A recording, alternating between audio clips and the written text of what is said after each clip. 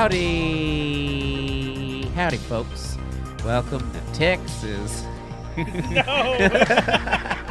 We're gonna restart. We're restarting here in We're Texas. He's making fun of me because we were watching YouTube videos earlier, and I was talking about how Canadians that do YouTube videos always have to say they're from Canada. So I mean, Canadians are very polite. They always tell it. You know, anytime you see a Canadian artist or a Canadian YouTuber.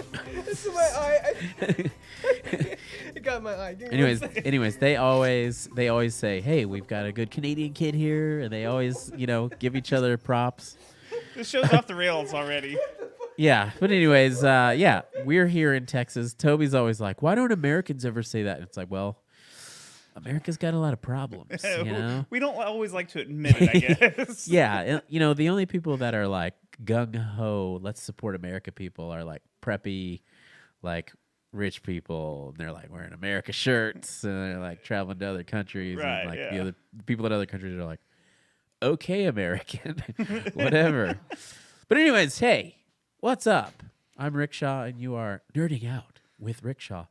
And you're also nerding out with a few different people here today. Yeah, me. I'm Toby. I'm the producer. I'm not the one that got beer in my eye. I'm just over here taking beer facials, guys. Don't worry about me. Holy shit. Look how full this thing is, dude. Blew up right in my face. So, are you going to introduce yourself there? Yeah, my name's Brian. And sometimes I drink beer like a Neanderthal. And sometimes I take it to the face, Glad to be back. Sorry I missed last episode. I did watch it. It was enjoyable. And it's always nice to have a guest in here, someone of some value rather than myself. So Yes. Also, Fuzz could not be here today. Our schedules just didn't line up correctly. So when you run a show like this, sometimes you gotta go to plan B or C, but it happens, dude. And actually, we had a guest to It's fill two in. curveballs today. Yeah, to fill in for Fuzz, and it was going to be Sunny from Close Your Eyes, if you know that band. He also has a podcast called Always Sunny, and he cannot make it today. He canceled on us about 30 minutes ago because of his job. Yeah. So he said he was effing pissed. And I guess we'll have him on the show another time. Another time. I mean, hey, life happens, and you got to be a grown-up, and it sucks. Can't just talk about nerdy stuff all the time. I mean, if it was our job. We could. Yeah, we could. yeah. Do we need to be doing that? No, absolutely not. And also for those joining in that, may have not watched us before, we are a predominantly metal and nerdy podcast. So we also do a few reaction videos. We also have a new segment that we started earlier this week, called Raised by TV. You almost forgot it. Yeah.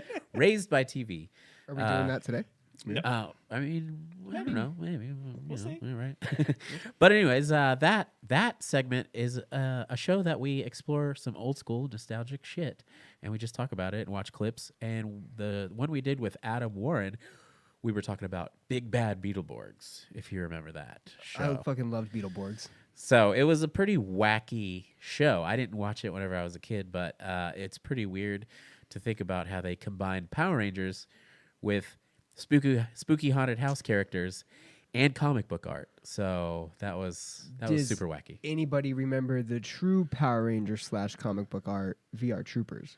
VR Troopers yes. was another one. Yes. VR Troopers was legit. And that was like post Power Rangers, where like masked fighting, monsters, action, all that shit was like really prime.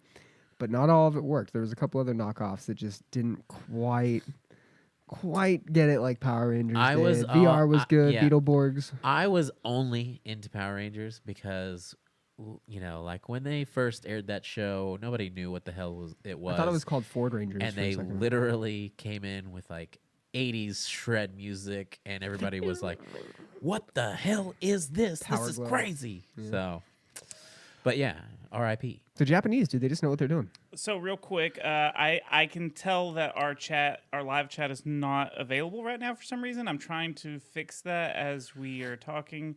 I don't know how to do that though.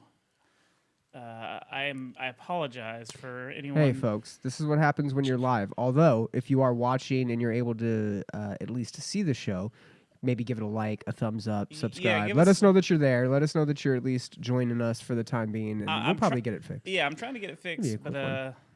I don't know what I'm doing really. That's all right. That's all right.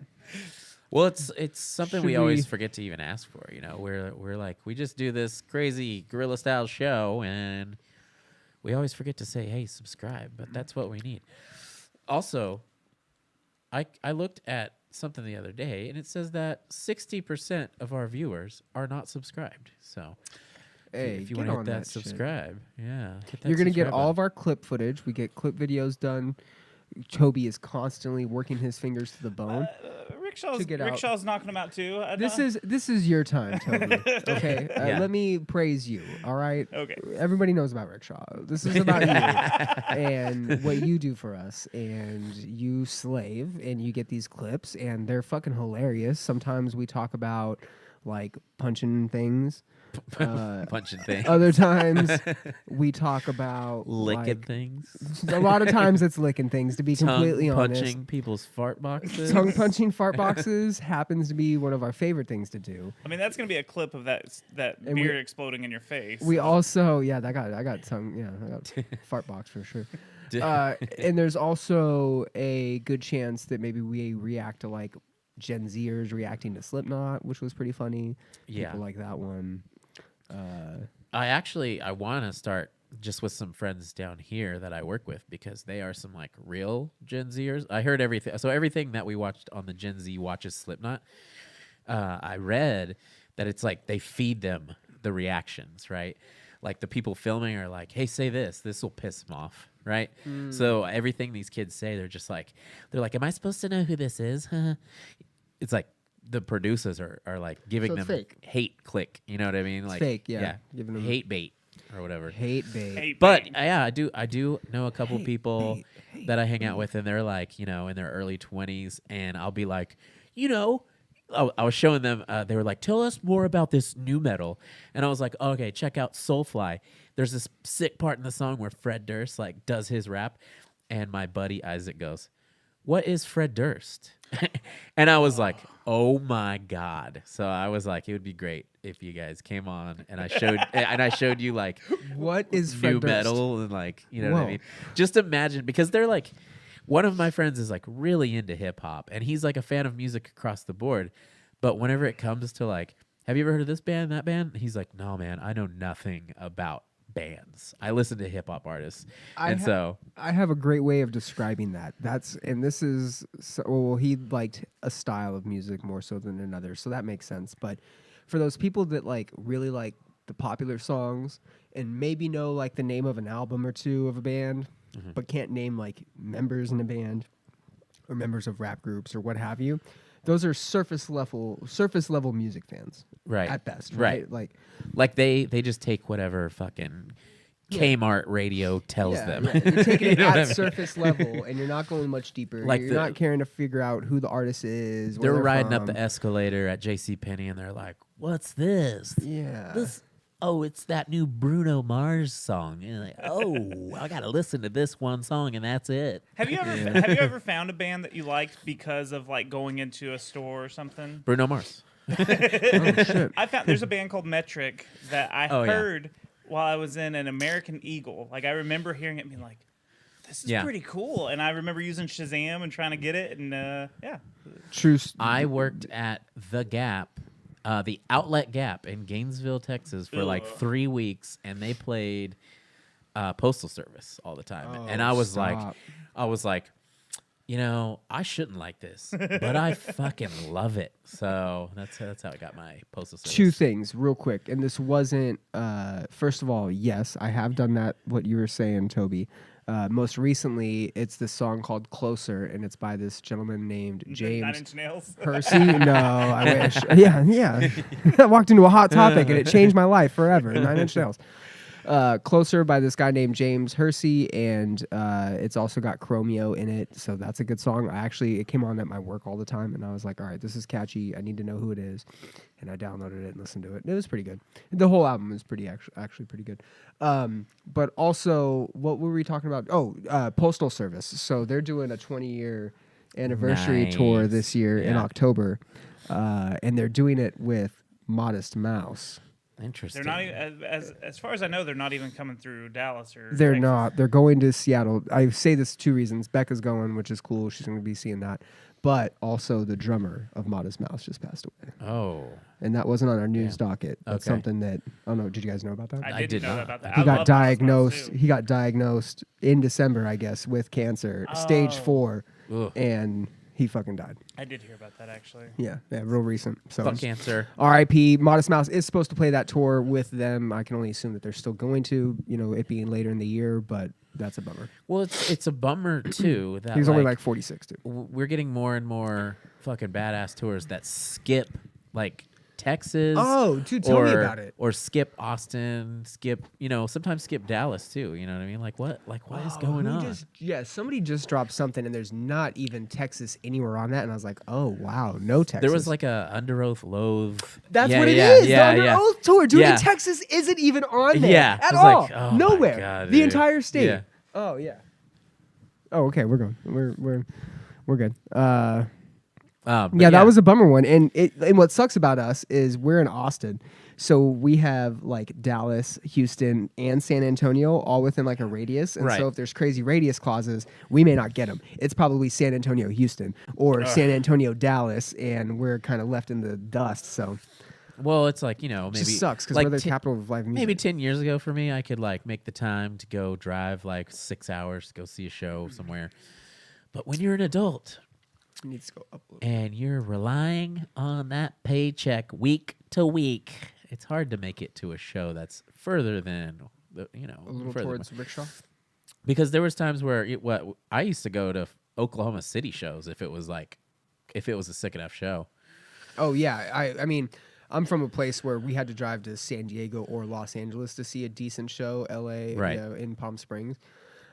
Being here, we're spoiled almost, but Yeah, but it's coming less and less. and it's hit and miss. We either get the good shows or we don't. We have to go to San Antonio or Dallas or something. Well, and here in Austin, it's like fucking Empire is cool, but that outside once you're past the garage, it kind of sucks. You know what I mean? Like You can't hear anything. Yeah. Or what's Come and Take It is my favorite place here. In Emos Austin. is really good. Emos is Emos good. is also very It's good. no old emos, but it's definitely Yeah. I never made it to old emos.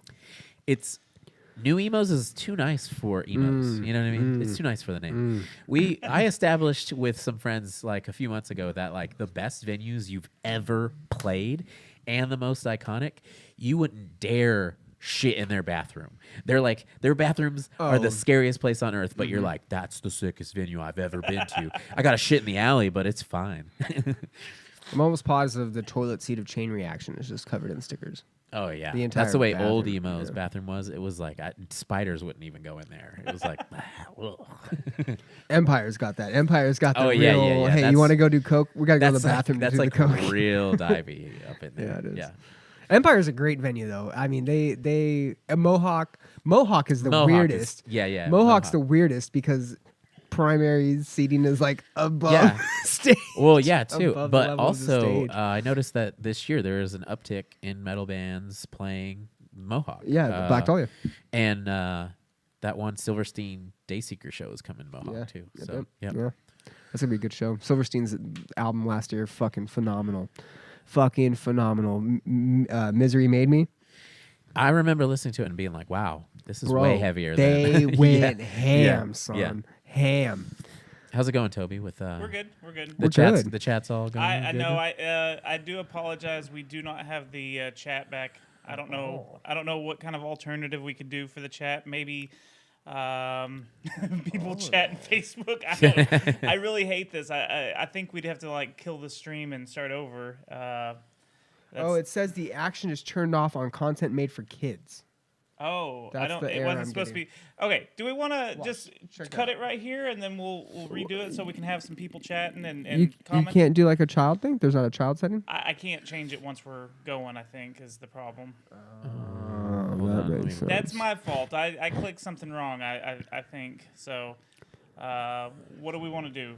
We're, I think, figuring Is it there out. is there people in the chat right now? or There's whatever? there's 6 people watching. 9 people currently. Okay. Do you want to just reboot it? We're not gonna do Let's the chill. intro. Or... Let's chill. He's figuring something out here for like a second. He's searching around. We can kind of keep going with just the essential like topics and touch bases that there we're we go. doing. Can you turn that off? Which one? To the right. Restrictions. Made for kids. There you go. Review it maybe.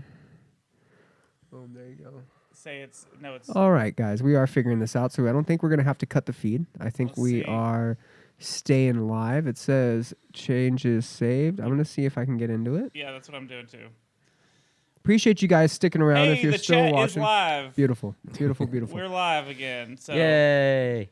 All right. good job, We got this Rickshaw. shit. Yeah. Dude. Okay, now we can actually start the show and party. Tell us what you think of anything Yeah. we talked about. Into the news. Should we start kicking it off? Got the intros out of Yeah, the way. we've got, it's hard to deal with, and eventually if we start getting a lot of people that want to come into the chat, we start getting some better numbers. I kind of want to do a nerdy show and a metal show, but for right now, we'll try to keep combining it, because then that way too, it'll give more room for like if Fuzz is always all more about the metal stuff. We can maybe do different people on different shows that are more into each subject. But that's just something for the future because right now we kind of do both. And I know it's the type of thing too, where some people might be watching for the metal stuff. I think And- it's also sorry. No, go ahead. I was gonna say I think it's also safe to say that you as the viewers and as the audience are just along for the ride. This is a show that's going to progress as we go forward and we decide what different topics we want to talk about, different goals for the show, different expectations we have as not only the creators of it, but for you as the audience. And you're really along for the ride. So this little intimate sections that you get from time to time and these ideas that you're hearing, it's all with your guys' entertainment in mind. So I think that's first and foremost where we're leaning to, right? Like we're just trying to make it fun for us and everybody that's watching. And yeah, you guys are just kind of along for the ride. So if you get a crazy show out of the blue one day, you get a crazy show out of the blue one day. It looks like we've already got a couple of comments. There we go. Evil Ghost Ninja says, neat. Hey, you're allowed. Nice. You're neat. There's not a quota on comments that you need to leave. You could go ahead and just rant if you need it. Anyways, also Sam McCoy. Does anyone like at least one opera song? These are the kind of questions we need Listen, in the chat. I mean, when Bugs Bunny does the opera stuff, I mean, does that count? Does that When count? he dresses like a lady? Yeah. I'm going to say right now, have you ever seen The Fifth Element? Oh, actually, okay. Because that opera scene was dope, right? And honestly, so when they made that movie, that scene was supposed to be unsingable because the chick is an alien opera singer. Right. But I've seen YouTube videos where opera singers actually sing that song. So That's pretty cool. interesting fact. But yes, let's move on to the subjects. And like I said, we only do this shit once a month, so it's hard to keep up. And it's hard to pick all the topics in a month that we really want to talk about. And when it's nerdy stuff and metal news, sometimes there's like not much, and sometimes there's like a shit ton. And sometimes it outbalances the other. Like sometimes there's just more music talk and there's more nerdy talk. This is a good mix, though. I feel This like. one is a good mix. This But- whole thing, like, this is all good mixes. I think all these news stories, and honestly, like, it's kind of hard to not pay attention to pop culture. We have some pop culture stuff in here that's just Yeah. relevant We to certainly do. Yeah. just the world, not necessarily music or nerd shit, but I Right. feel like that they're relevant nonetheless. Right. So our first topic today is Skrillex has returned, and he has new music coming in 2023. And it's the first time he's dropped music after 9 years. I mean, look, I'm not a huge Skrillex fan or anything. I liked all his From First to Last stuff, little emo kid at heart. Yeah. Some of the Skrillex stuff is really cool. I mean, it's just cool noises. I don't know. I'm not into the dubstep stuff dare exactly. you. But Yeah, I know, no, right? it's cool. It's cool. I just dare never you. got into that like sub genre of music stuff. So I remember whenever someone in I Wrestled a Bear once showed me dubstep for the first time, and it was Rusko, right? Do you listen to? Okay, so Rusko was like the first thing, and then like a year later is whenever it started hitting like mainstream, right? But I remember Skrillex hearing it and being like, "Oh shit, this is actually really cool," because I thought it brought elements of like the heaviness of metal into that kind of DJ dance. It did. For sure. It did. Yeah. So the origins kind of, I don't know if anybody knows, but Sonny Moore, before doing Skrillex, he did like an EP. He did an EP after he left from First to Last, and it was more of this like pop, kind of like an electronic style of pop, I would say, where he was just singing over it and doing like a lot of weird shit. Well, he ended up using a lot of those vocal parts for the music he does with Skrillex. I am an EDM fan for the most part. I, for several years in a row, attended a rave, the Hard Summer, out in California. I've had the privilege of seeing Skrillex several different times. I mean, and a Sonny Moore fan just in general from First to Last, obviously emo kid. I'm hyped for this. I really like Skrillex. The gentleman, I mean, he is one of the main reasons, and it's kind of weird being in the scene and being a metal kid and him being the 16-year-old screaming from First to Last. He is the flagship EDM artist of the late aughts to the mid teens of the 2000s. He was on GoPro commercials. He was on, his music was on GoPro commercials. Yeah. His music was in movies. He uses the, oh my God, the stack cupping chick. That's like all he had. He for samples, blended, that was his first album. It was 7 different versions of that song, Scary Spirits and whatever it is. Oh my Smiles. God. Yeah, and he was the first one to really take like meme culture and blend it into music. EDM artists out the yin yang have copied him and have followed in his footsteps. Other scene artists have followed his footsteps into like the DJ world or the EDM world to think that they could probably ride some sort of like success, but he really approached it how he, I think, did with his music career in general. It's just something different. It was unique. Again, the metal elements are there, not only in just the sounds and the music itself, but also in the brand. Like the Skrillex brand is a very like metal brand for the most part. He took the hiatus because his mom died, I guess, in 2020, late 2020, and he never had time to like cope with that. He said he just drank and went into like a depressive hole for a hot second. The thing with EDM artists as well is they do tend to run different cycles than your general musician would. You think a hip hop artist or a metal band, they're releasing an album maybe every 2 years, full albums, putting something out and then doing a tour cycle off of it. EDM artists, they're different, man. They release, mostly songs. It's rare that you get like full albums. There's a lot of collaborative efforts, and you see them play bigger festivals. They're constantly doing Vegas dates, and they're doing residencies and stuff at different clubs throughout the country. So the EDM world is just different, and to see Skrillex announce his comeback and to have it be received the way it was, I'm hyped for it. I'm pretty hyped for it too, but I've never been the person to like run off and grab tickets to like huge EDM shows. And stuff like that. You got to be into it. I'm like as a whole. I'm like more of a jaded metal person. That's what's getting everyone hyped nowadays. You know what I mean? But what's crazy is there's a crossover there, and a lot of people don't necessarily realize it, but you have artists from the metal world that crossed over, and then you have the hip-hop artists. Pusha T was a trap artist for a while and released trap albums that he played hard. He played one of the raves that I went to. Pusha T, he's a hip-hop artist. He's a rapper. And yet his trap music, after he was done with Clips, was some sort of EDM, house offshoot that was really popular within the EDM world. And I think that's another thing too, just for music in general, you can take samples of hip hop, samples of blues, samples of whatever, throw it in an EDM song, and as long as it kind of fits the the musical narrative and it's clean, it'll be a good song, Speaking of trap, also Sonny Moore has been thirst trapping everyone, because with his return, I've seen at least a few different people being like, "Yo, he's fucking hot as fuck now." Which did he get a nose Bro, job? I was gonna say, okay, but here's what I think he did. Smart. He didn't do full nose job. He just thinned it up a little bit. He took off a little bit, and he it went looks on a clean. nose diet. Because look, he still got, he thinned it up. He ketoed the nose out. Because look, it's still kind of. Is that something I can do? He had no, dude, Sonny, and this is just it. People are like, oh my God, his nose is kind of big. Like people that don't know him. They're like, oh my God. Or People, they're like, "Oh my god!" Oh my God! And it's funny because people that don't know him as being Sonny, he might have grown into, maybe he grew into his nose. I understand that's also a thing, but people that don't remember him from being in From First to Last, his nose was gigantic. Oh yeah, I mean you could see it. You could see it in this picture over here. Like, look at that! Look at that schnauz. Yeah. Dude. But now, looking. Yeah, sexy. see, he might have just grown into it, dude. Look at it. He might have just grown into No, it. you can't grow into your nose. The nose. I don't like all this nose talk. Look. This is a scientific fact. The nose is My nose one of has the gotten only bigger. things It that keeps keeps growing. growing. Yeah, that's true. No, In your on the ears. human body, yes. In your ears, it yeah, keeps yeah. going. Yeah, So it does. you can't grow into your nose. I don't like all this. Look at his ears too, dude. His ears are messed up too, and he's got gauges. Damn, he's about to fly away. But yeah, also okay. So funny story is when I did a tour with The Color of Violence, right? Oh yeah.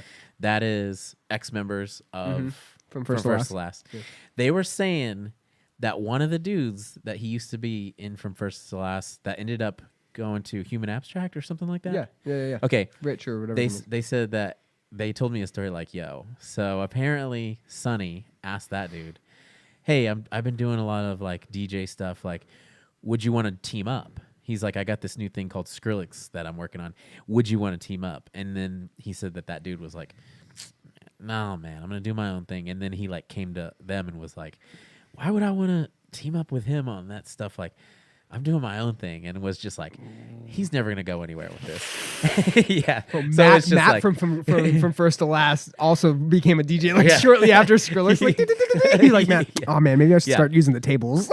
But I will say this, and don't take this the wrong way, but we were talking about this the other day. Like, I have someone who had it was a Korean, no, it was a Vietnamese barbecue place, right? It's fusion, so it's like brisket, and then they would do banh mi's, like Talking sandwiches, Smoking Beauty? right? Smoking Beauty. I'm so Well, disappointed. they ended up Oh, turning I'm it. so pissed, bro. They ended Don't up even turning get me it. started on They ended that. up turning it into a pub. Stop. Right? So it's just a bar. Not now, even good pub. right? Well, the funny thing is how Complaints. the world loves such normal shit, because his passion was like cooking brisket. Oh my God. Making all these fucking crazy you know, food that's all he items, talked about. and wasn't making shit. Right? He put so much effort into it. Now that he's turned it into a pub, he's a week in and doing great. Wow. So it's just a metaphor for like the type of thing where you're like, I'm going to create all these crazy songs. I'm going to pour my heart into it.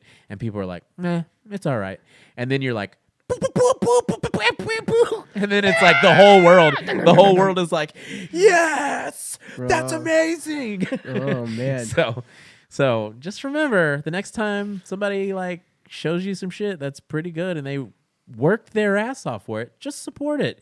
Or don't, and then they can create the next thing. Or that they gets them could kicked create the most generic shit, and then it's gonna be huge. You don't know. I went to Smoking Beauty the other day Oh. with Trent the day they were taking the sign down. Oh, the day they were shit. putting this stupid pub sign up, and I was Right. like, "What is this?" So I go in there, and Homeboy's there, and I go, "What happened, dude?" And he goes, "Had to switch it up." Like, I Yeah. was like, "Oh Yeah. no!" And he goes, "Yeah, man, had to take it off the menu." And they had that little board where it had the banh mi and like all the shit on it. And I Yeah. was like, he goes, "We're gonna bring it back sometimes." And I go, "Oh, cool." So it's sitting there, and I go, "Oh, is this one of the times you still doing it?" And they're like, "Nah, man, we're taking And it." then they catch it on fire in front of you. Like, nah, dude, I was get out of like, here. "What?"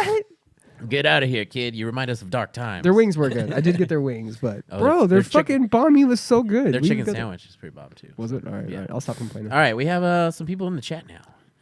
Thomas Clark, opera, not tonight. Not tonight, buddy. Not tonight. Sorry. That's always, and you could say that on any sentence in the whole world. Southern music, Toby, not tonight. Hey, hold on! I gotta tell this Yeah. real quick. I gotta air this in public. Mike called me out on one of our reaction videos for a band called Pigs. You gotta say it 7 times. Yeah. And he called me out in the middle of it and go, every time you suggest something, it's either like a Southern song or a hardcore song. And I've been very self-conscious about it for like 2 weeks now. And like every time I play a song, I'm like, God dang it, that's really Southern. And I try to change it now because you've ruined me. You got in my The head. background I of mean- your phone is an Every Time I Die album cover. And so I just want to point out obvious statements here. I mean, my I'm not taste in telling y'all any more bands because y'all are just going to make fun. my taste in music is very predictable too. It's like weird fucking heavy shit with fucking notes, or kind of poppy mainstream metal singing, you know, with like singing in it. Yeah. You know what I mean? It's always one or the other. That's so, true. Yeah. I was listening to this band. It was like dogs, or something ridiculous like that. And it was weird because they were kind of like this opera-core fusion. And I'm not generally an opera fan, but I mean, it just fucking hit the spot. Is that your new band? Yeah, Dogs, you have dogs, to say dogs, it 5 times, dogs. but the 5th one, there's no plural. So it's dogs, dog. Yeah. I like Not it. to be related with homies. That's another Homie. one. Homie. Bro Job is an actual band name, which I think is kind of funny. That is, Yeah. they're pretty good Bro, too. they're not bad. They're not bad. All right, on but yeah. to the next one. What do we have? Well, let's hit up some more of these comments Oh, yes. right now. Thomas Clark. Oh, where we go. Thomas Clark.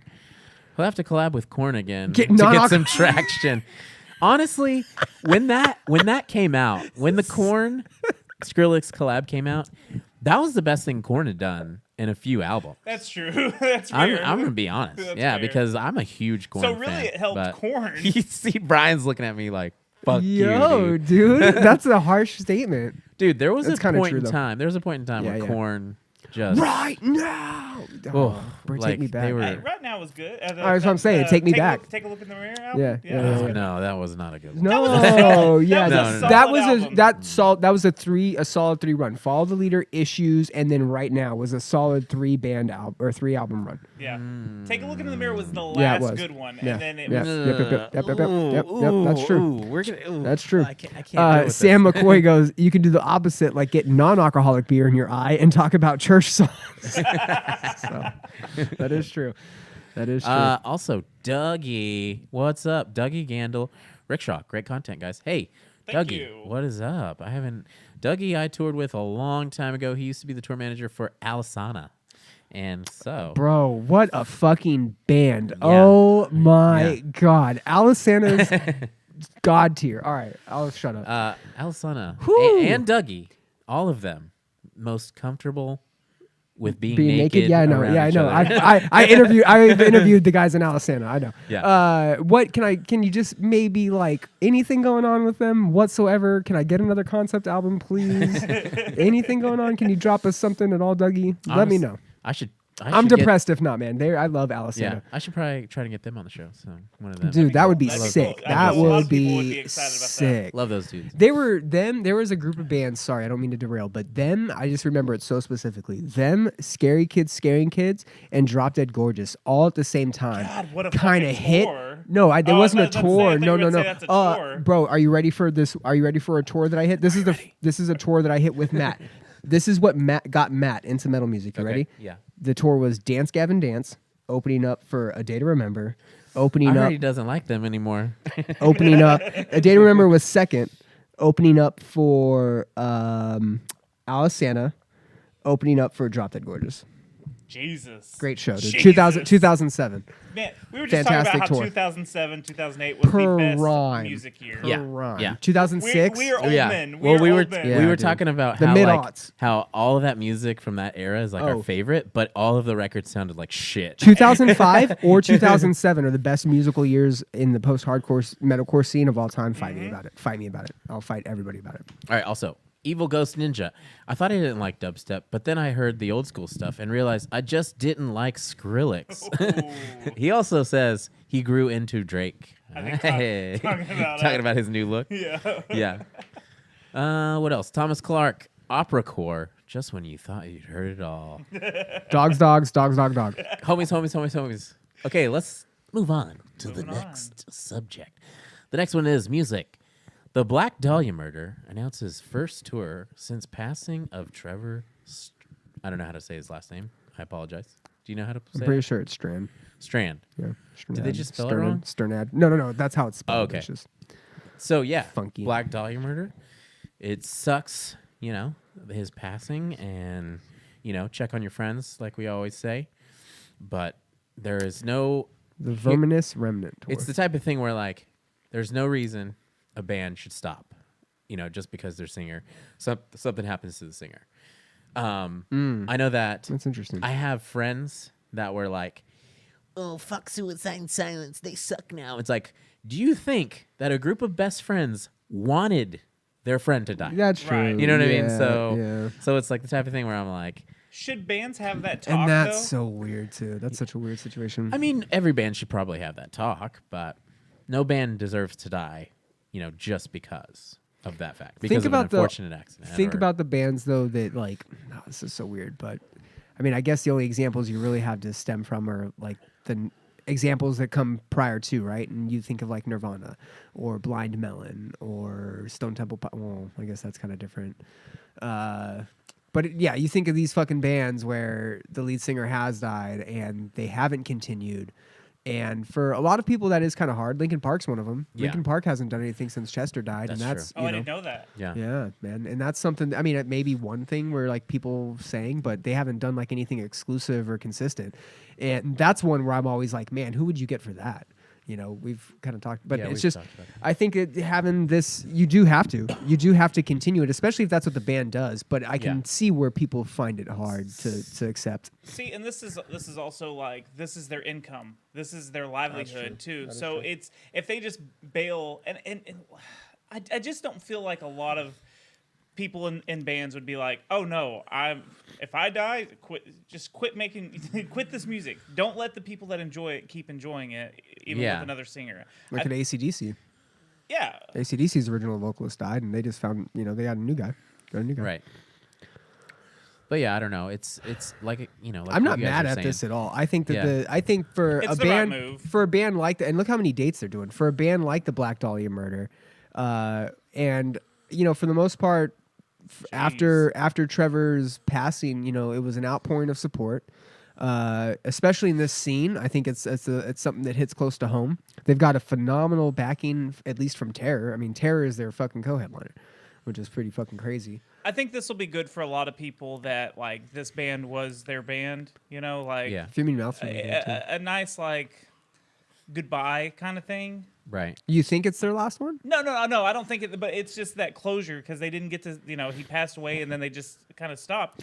It would have been tragic to not be able to move on, Right. to have the closure of like, okay, well, we can still enjoy his music that he helped create and let these guys. I know for sure that the year Chester passed away, I was like, there was a point in time that year I was like, you know what? I'm not really into a lot of their new stuff, but I used to love that band. I should consider going to see them live if they ever tour again. And then that happened.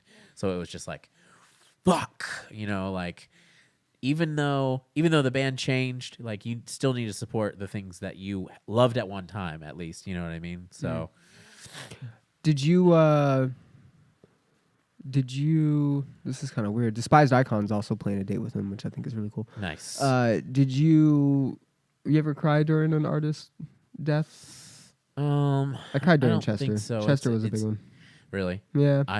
I'm there's a part of my soul that never cries until later. You know what I yeah, mean? the Or like coping. I Yeah, feel yeah. the after effects later on. Listening to some songs or some shit. Yeah. Yeah. But and It's another hard. another It's hard thing to listen too to is Linkin like like I said, what I was saying earlier, like my friend that's like, screw Suicide Silence or whatever. It's like there could be other less fortunate things to where it's like a singer quits, and like most of the time with that shit, like this is a Sunny story. He was supposed to be on the show, but we were both talking about our bands. He was in Close Your Eyes. Yeah. I he was was in, the second singer, right? Yeah, no. He was the bass player, but Oh, that's yeah, right, yeah. that's right. But we were talking about our bands, talking about Iwabo, talking about Close Your Eyes, and he's like, "Yeah, we blew up, and then our singer quit," and I'm like, "Wow, me too."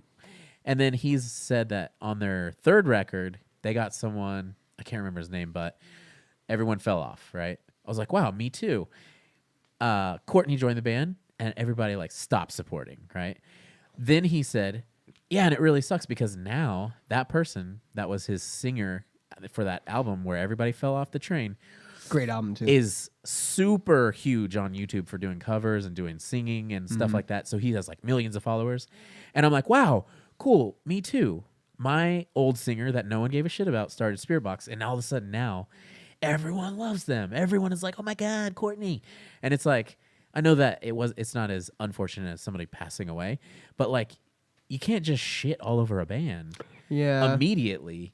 And then years later, when they start a different project, everybody's like, "Oh my God, I love this. I shouldn't have been so harsh." You know what I mean? Like, Also, from the perspective of like, with the Trevor situation, I think it is pretty apparent it was a suicide, right? yeah, And so with that, like the other members of the band didn't ask for that. You know what I'm saying? They Yeah. are all members of the Black Dahlia Murder. The Yeah. Black Dahlia Murder doesn't hang on one person. A Right. band, Linkin Park, whatever band that has lost a member doesn't hang on the one person. There are other people in the bands. Yes, they may be the representative or the spokesperson or the front man, what have you. Right. But the band is still consisting of other people. And I think that needs to be taken into an account, especially when, something like that, like, it was out of the blue.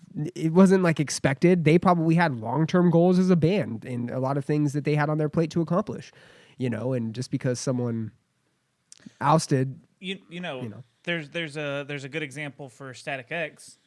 Wow, yeah. Static X. Wayne. Are you drinking here? Wayne passed away, and Toby. I thought you were having it. He passed away, and then now they've got someone. They know who it is. I can't remember who it is. It's Dope. Dope. Oh yeah, Edsel. the vocalist of Dope. And I like that he's staying anonymous, and like he paints his face all black, and he puts the Wayne Static the mask hair, on. Yeah, it's cool. Yeah. It's such a sweet tribute. Like, and people are. I don't know why, but I did see an article about it a couple weeks ago because they finally figured it out, I guess. I don't know. But people were pissed about it, and I was like, they're still making they're trying to like play the music that they wrote together, and they're doing it in a super respectful way. Or even Gore. Look at Gore. I'm not a Gore fan, but I love how they said, because they all have a story of like being from outer space or whatever. So they said that the vocalist went back home or something, and then they got a new leader. And I think Chester might have done this. When he covered for Soundgarden, right? He covered for Soundgarden after Homeboy. But I think he even was like, "Hey, I'm Chester Bennington, and this is Soundgarden." Right. Right. Like this is the band. Right. Right. That's You cool. could get somebody out there. Hey, I'm so and so. This is the Black Dahlia Murder. Thank you for coming out and supporting them, That's allowing me cool. to do this or whatever. But hey, this is the band you came for, or whatever. If that's, because some bands, they do move on. Hey, this is the new permanent member. I think to Hawthorne Heights, like they still credit Casey as their guitarist vocalist in their music, and he passed away years and years ago, right? And that was something that they said they were never going to stop doing. And I think that as long as respect is paid, there's no reason a band can't continue to go on. I think that's in fair. my opinion. I think that's fair. I mean, there's been so many unfortunate passings and stuff in the music community. Oh wow, that's a great question. So I think as long as it's done respectful. I mean, look at Suicide Silence. I'm not particularly a fan of the newer vocalist. He's not new anymore. He's more established than Mitch ever was, right? At this point. So Yeah. It sucks. It's just a different chapter of the band. I don't know. Fair. It's a fair I point. saw Static X and they were sick. So I'd love to they see sounded Static X. better than Mudvayne. Like Mudvayne sounded like shit Shut your mouth. for their reunion. Seriously. Oh, for the reunion? That Yeah, makes yeah, sense. yeah, That yeah. makes sense. I saw Mudvayne and Linkin Park, and they were at the same show, and it was fucking great. Ooh. Yeah. Are you ready for that lineup? I actually saw Linkin Park and Dope. Okay, that's good. That Can was I like give a 300 cap room, like Can- on their first record. Wow, that's All right. really cool. Mine's not a 300 cap room, but here's the Mudvayne Linkin Park. You ready for this? So Summer Sanitarium 2003. Mudvayne Okay. opens up for Deftones. Deftones opens up for Linkin Park. Linkin Park opens up for Limp Bizkit. Limp Bizkit opens up for Metallica. Shut the fuck up. 2003 Sun. I missed my driving exam because I was That's the 14 or 15 at the time, so I could take my permit exam, and I missed it to go see that show. That was the Live in Texas thing, Yeah. right? Well, I went to the California one, but yeah, Uh-huh. I went to the Orange Bowl. I went to the Rose Bowl. All right, we have some more comments Bowl. right now. Didn't In Thomas- Excess have? What They is it? did. In Excess had a reality show for a new singer. That's right. Sam McCoy. Wait, if you talk about church songs, would that be more of a worship and tribute episode? Joking, my friend. I'm a big fan, Mr. Martin. Yeah, you know what? It's fine to give me shit about that. Worship and Tribute Nerd was the name of the channel before. And everybody would just be like, is that a church thing? Is it a church thing? You talk about church? Clearly not Yeah, Glassjaw yeah. fans. Yeah, you know me well enough to know that I would have a church podcast, you fuck. Praise the Lord. Also, Thomas Clark. They've been doing it for too long. Just hang it up. Hey, whoa.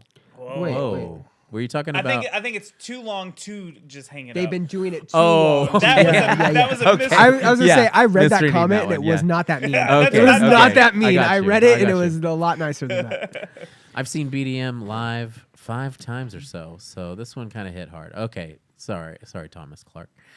Also, Sam McCoy, should band members put in their will their wishes. So like, hey, when I go, this is what I Okay. want the band to do. The only Right. issue I think you have with that is the band is 5 other people. Listen, if I die before Trevor- you guys, I want this show to quit. Yeah, that's okay. Example, like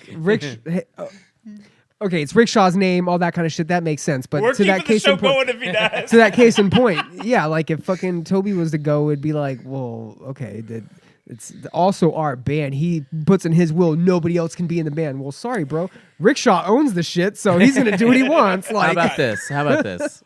If I ever pass away, you can You're stating continue it doing here? the show. You can continue doing the show, but Okay. it has to be called Nerding Out with Rickshaw's Ghost and Friends. wow. Do we have to have a picture of you with the camera on it It's at all just a times? cardboard It's cutout. funny because your handle is I hate ghosts. Yeah. And so why Yeah. would that be? Yeah. Yeah, that's great. good. It should be Wonderful. nerding out with Rickshaw's ghost, although he hates ghosts, so he's not even here to begin with. Hey, I'm a complicated guy. Yeah, you are.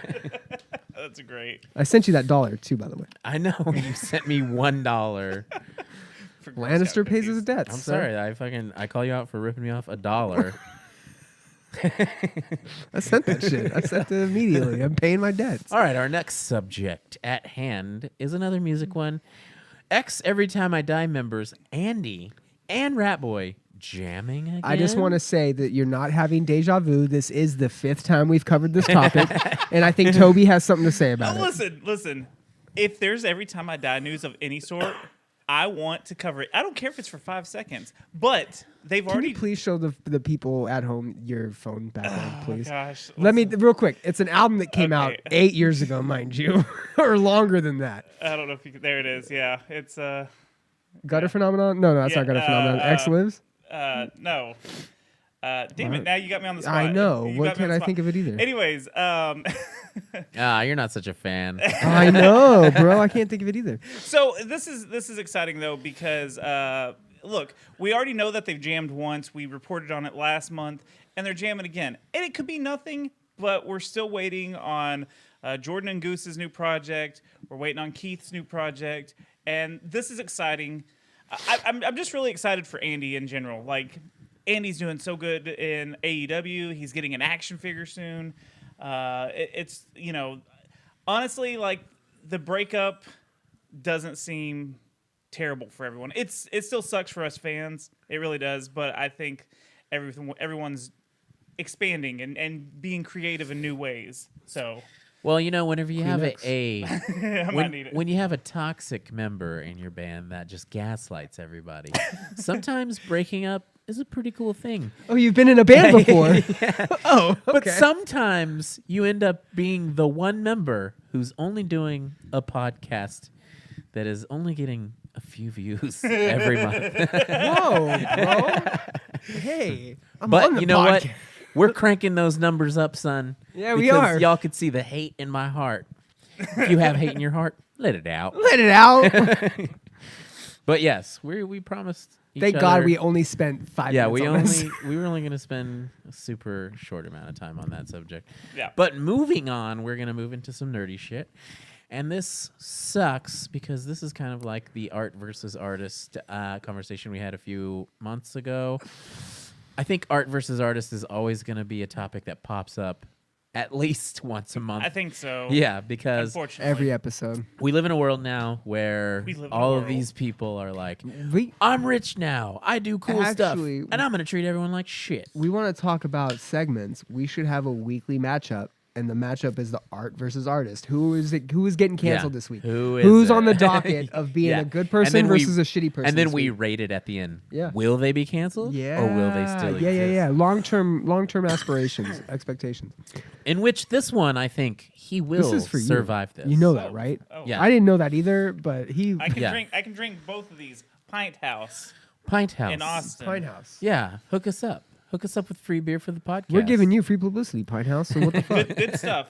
I don't know what this one is, but we'll get to it. that one is is a fresh hop Training training Binds. This Yeah, is the Training okay. Binds. He was telling me about That one's super fancy. That is real Delicious. good. I just finished a St. Arnold, also from Texas. St. Arnold, what up? But anyways, moving on.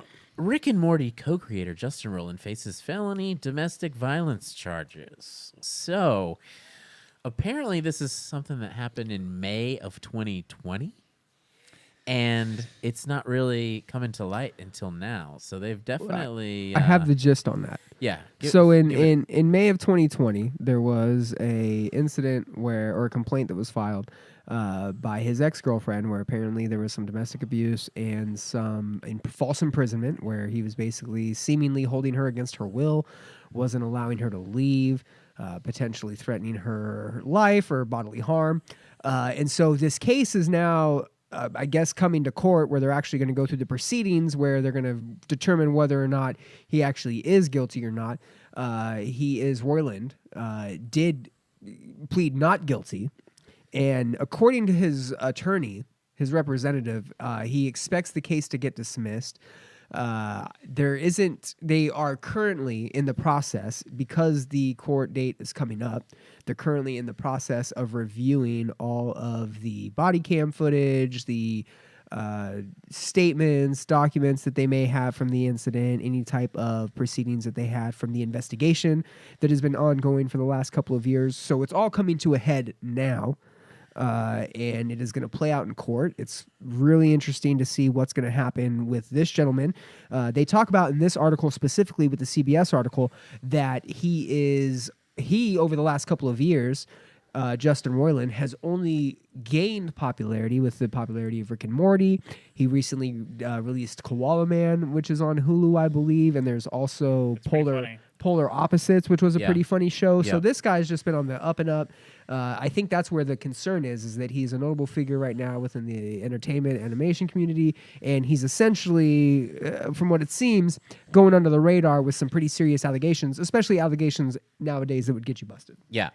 And also, the other day, I also saw something about him being involved in some sort of harassment charges while he was making High on Life, the game, and the company and his lawyers got it all dropped and got it all taken off, the internet and shit like that. So I made a joke prior to this, and I was like, well, his guy seems to think that he's just going to get off and it's going to be a mistrial. And generally mistrials happen when there's like lack of evidence, or there's like there's certain technicalities within the proceedings that don't allow a trial to proceed, in the sense that, hey, you're trying to prove someone guilty for a crime.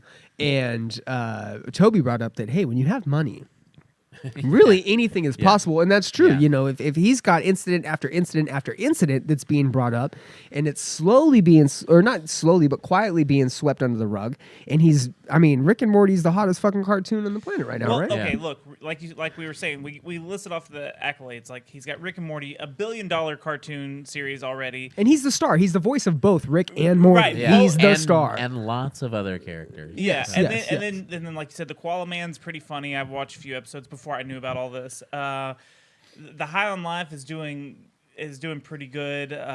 Solar Opposites, I love that show. That show's so funny. It's full of pop culture stuff. He's $1 billion asset. He is. Like, he is money. He is just a fucking giant money bag. And he might be also kind of a shitbag too, which sucks so bad because it's like whenever you see those videos of him like getting drunk in the studio and doing Rick's voice, it's like from a certain context you're like, yeah, this is funny, but then you read about all this shit and you're like, maybe he's just a fucking asshole. Yeah. If part of your routine is getting drunk to do something, doing anything, like, hey, man, what are you doing? Oh, I'm brushing my teeth. But I got to get drunk to do it. Yeah. Okay. All right. Well, so, hopefully, he needs to clean up his act. So, whatever, Rick. I don't understand, man. Rick. But here we are. I have the best transition from stories, though, by the way. I have the best transition. Still quoting it. I hope that all of this is false and he is actually a good person and everybody's just out to get his money. But we never know. That's why they're allegations. Right. So until we know 100%. It's unfortunate, but that's all we can say is it's an allegation. Like, you can pick your side. We're not telling you not to pick your side if you want to just jump off the train with anything he does. But I'm kind of riding the fence right now because I really want to play High on Life. I haven't even seen the new season of Rick and Morty. Oh, it's so good. My God, it's so good too. Son. Season 5? right?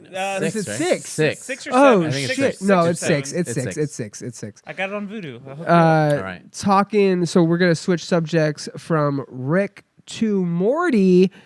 Over here being a savage. That was just a bad setup joke, but this officer who's been screwing everybody definitely looks like Morty from Rick and Morty. Honestly, and I don't want to yeah. let that go unnoticed. Okay, listen. I was like, dang, this bitch. Okay, I gotta read about her because she's a hot topic. And then someone goes, she looks like Morty, and I go, she does.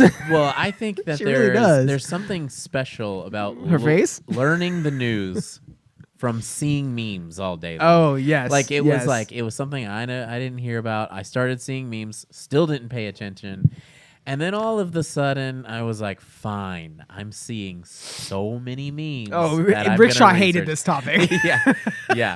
But Hey, I have a surprise for you guys. Oh, he's got something Oh for my us. God. Please, He's what gonna- is it? he's Is it a gonna- badge? It's a special guest. Is it a It's badge? a guest that has. I didn't Wait tell you a about minute. this. They've been on standby this whole time. Okay. okay. They know a lot about this. They're in law enforcement. They're very. Oh, McGruff! McGruff! McGruff is here. McGruff, what do you actually think about this? Well, I can tell you she likes it McRuff. There were no drugs while having sex with this Well, lady. there was plenty of drugs.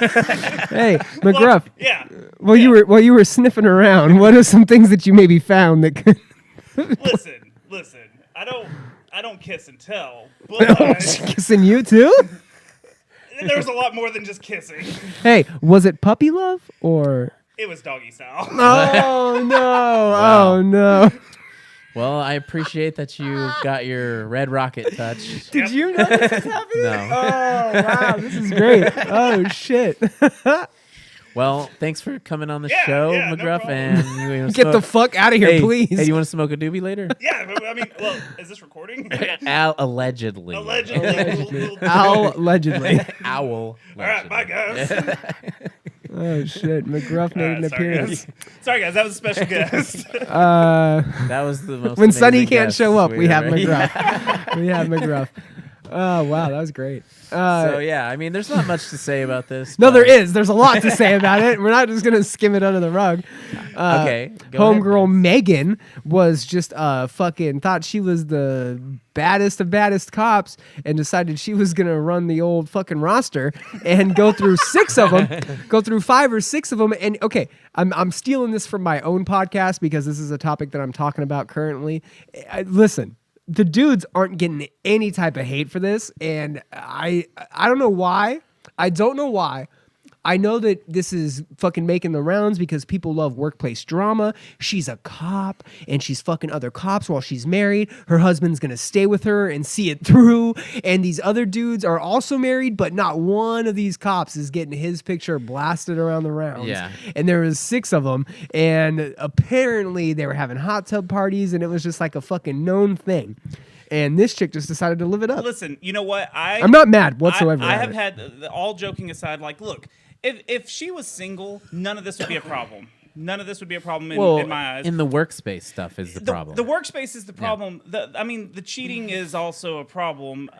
We're gonna play truth. We're gonna play truth right now. Who's dumped their pen in Company Inc.? Okay. All right. We all know what a bad decision that is. No. Right. Yes, okay. yes. So then it's no surprise. Okay, but here's my point. If this was a guy who slept with 7 female officers, we wouldn't hear a single word about it. It's a sad truth. I don't think so. We'd probably hear I think about all cops- of the girls. I think it's because it's law enforcement. This is a weird underlining thing. I think because it's law enforcement, they're trying to underline how dysfunctional the law enforcement workplace is in comparison to the actual workplace. And I think that's why this is hitting so many like pop culture nerves, is because people in general jobs are like, did you see this cop? She's going wild. Okay, Rosie, you probably also went wild working at the Applebee's that you work at, right? Like Yeah. And the best meme that's going around is like, hey, anybody that's shocked at the cop sleeping with her coworkers has never worked in the service industry, because Yeah. that's a true thing too. Anybody in the it's fucking more- service industry. In my eyes, though, it's more about like the people that are supposed to be morally, protecting us, and Yeah. like That's where it gets and tricky. they're supposed to make good decisions on like because these are the people that we expect to help us and this save our lives. And this is how it's broken down. You're not only in that position, but you're in a position where you're protecting people, you're protecting the community, but you're also supposed to be looked at and treated like an adult. And you're not doing adult actions. You're cheating on your spouse with not 1, not 2, not 3, not 4, but 5, possibly 6 individuals. And you're in a position. Oh, sorry. I think you mean 7. Oh no. Okay, McGruff. McGruff has the details to this investigation. But I mean, yeah, that's just it's all over. Just like a weird, gross situation. I feel bad for this poor girl. She was fired, obviously, and she's now having to live her life as that girl.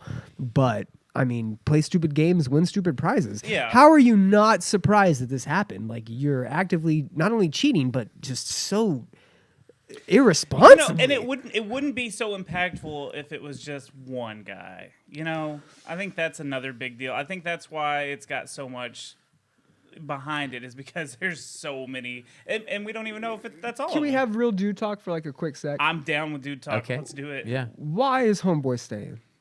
What's the catch there?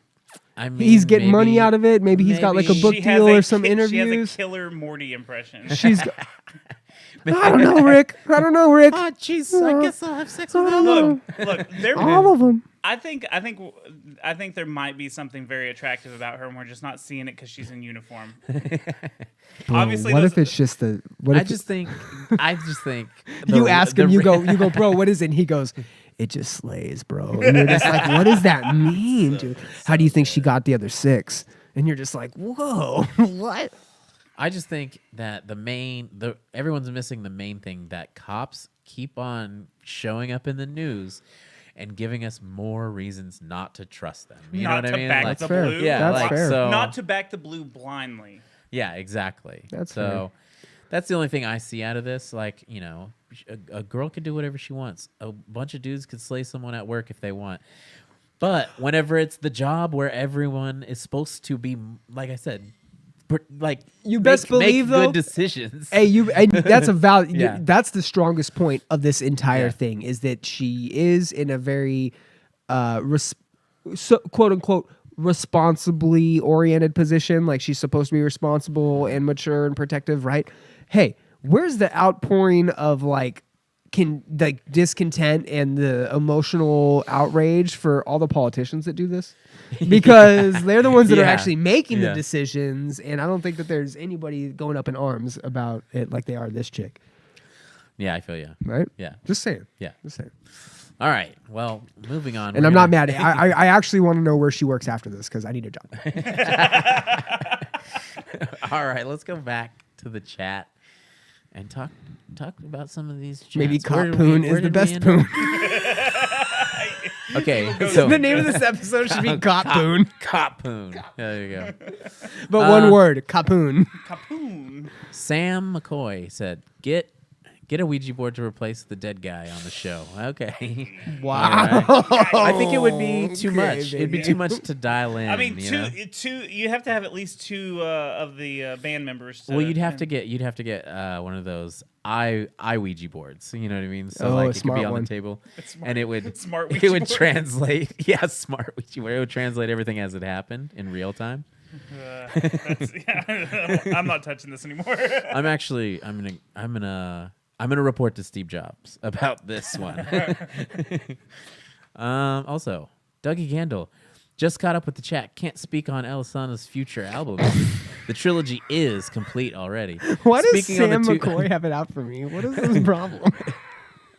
Are you reading ahead and laughing am. about him sorry, while I'm bro. trying to read I'm this? sorry. And it's a question he asked. Yeah, no shit. Anyways, just caught up on the chat. Can't speak on the future Alisana albums. The trilogy is complete already. Speaking on that 2005 tour era, it was a wild time for the blooming genres. Evil Ghost Ninja. That is it's wicked facial hair. See, I didn't know what that meant. Talking about Andy probably. Oh, okay. Andy always gets comments. Thomas Okay. Clark, Low Teens. Was that the It's not album? the No, Low it Teens was. album. I think it's new. It's not the actual album. New Demons. God damn it. No, new scene. New junk. No, aesthetic. New Junk Aesthetic. That's it. Okay. New Yeah, Demons is Icy Stars.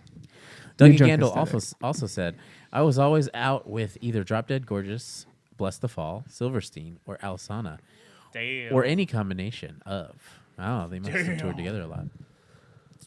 Dougie, I also remember this one time we were touring in Europe, and he came up to me. I thought you were reading a comment. I was like, no. what comment is this? He came up to me at a bar in Europe, put his arm around me like this, You wanna try this? and then he goes, "Don't look down. Oh, his dick was Don't out. look down." His dick was out. I was like, "What the fuck are you doing, man?" And he goes, "Pissing." and I was like, "What are you doing pissing in public?" And he's like, "You'd be surprised how many people don't look down while you're out drinking in public." I was like, Well, Jesus. when you dude." tell me to don't look down, Yeah. I don't look down. Yeah. That's great. Anyways, it's a fun story, Dougie. Sam McCoy, don't judge drunk brushing when you wash your eyes with beer. Oh, that's the one you were laughing at? Yeah. Hey, Brian, get some chat etiquette going on, man. Chat etiquette? I know, sorry. I'm on my own show, guys. This is the Brian Kern show with Rickshaw and Toby. Don't comment. Just go. Thomas Clark, cops are supposed to Cox? be cops are supposed to be ideally a bit more stoic, let's say. That's true. Evil Ghost Ninja. Maybe cop poon is the best poon. Yeah. It's definitely one of, I mean, I've never done it with a thingy. Hey, how long? A woman? A human? A cop woman, a cop lady, a cop. Have you ever seen, you saw Road Trip, right? Yeah. You ever Yeah. had, my first time having sex with a human? So, how long do you think it is before one of the major porn companies does a cop porn parody of this young lady? Wow. I mean, they're already out there. If you're Yeah, if you're an totally, avid porn totally. watcher, they already have the cop Yeah, gangbangs but for I sure. mean, this specific scenario. Specifically. the more you but look like, I mean, she could make an OnlyFans and What's the rule? Is Probably it like never work Rule again. 43 or whatever?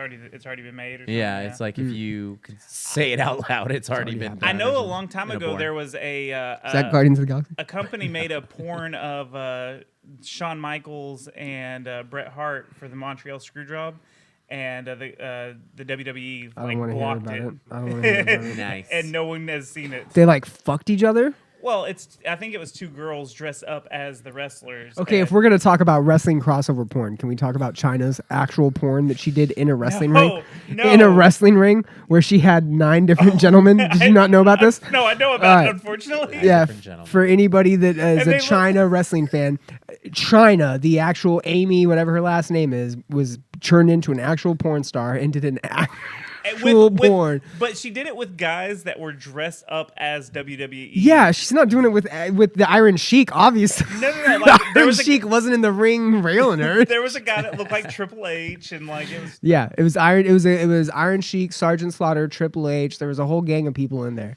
and it was the Sergeant Slaughter real. was in there? It was the real China. Well, dressed lookalikes, Right, but lookalikes still, again. you would expect People someone that named weren't Sergeant even- Slaughter to be in a porn. just No, saying. what made it real bad, and this is how you know the actual porn producers or directors weren't wrestling fans, is it was people that weren't around in China's era. It Right, was people yeah. from like the 80s Right, that right. shouldn't have been fucking Yeah. China. You're mixing like, genres here. yeah, you're mixing eras. Yeah, You right.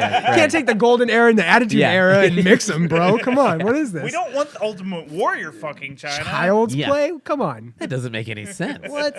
This is the attitude era or what? Triple H Or the sta- batitude era? Triple H stands for head.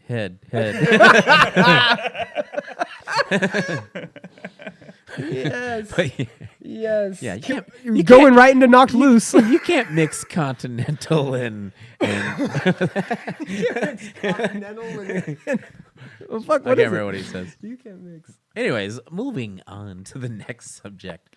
Knocked Loose is playing funny that with all the subjects we were just talking about. Knocked Loose. That cop got knocked loose. is playing Coachella, Bonnaroo, and more 2023 festivals. What do you guys think about this? You go first. Well, so I saw an article earlier that Coachella is going to be live streaming everything. Oh. So, They do yeah. that. They do that. so we're going to be able to see all these mainstream No, you're not. listeners get knocked. in No, the you're not. head. No, you're not. You don't think so? No, because the way that Coachella's done it, they did it. So it was kind of weird because originally, I'm from the Coachella Valley. This is just how I know these things. So originally, they did like a closed circuit stream to the desert. So if you lived in the desert and you went to like local bars, you got to watch Coachella from like a stream. This is back in like 2010, 11, maybe when streaming first started like doing its thing. And so what they're doing now is they're trying to have multiple live stream channels, because like if you tune into the Coachella live stream, they just do one camera for each set. So they'll have like, for example, this year they did Vince Staples, right? But then as soon as Vince Staples was done, they cut the camera to another stage. So you don't get to see every artist on every... It's not like you can go and say, oh, I want to watch this artist now and this artist now. You're just kind of at the mercy of whatever the Coachella live stream is. But nonetheless, playing Coachella alone as a metal and or hardcore band or any affiliation is a fucking milestone. Because Coachella and Golden Voice, the promoters for Coachella, are very pop-centric. And it is very rare that you get anybody from a obscure scene, unless it's like dance or indie, do you really get artists like this? And to see them on there is just, it's a tip in the good for metal, as Rickshaw said. I mean, it's great for metal, and I always love seeing this. I think Lorna Shore played didn't they play Coachella or some shit last year? I think after the big Will Ramos explosion, they played a couple of mainstream festivals. I don't know if they played Coachella, bro. So, but bands that have played Coachella have been like Thrice has played.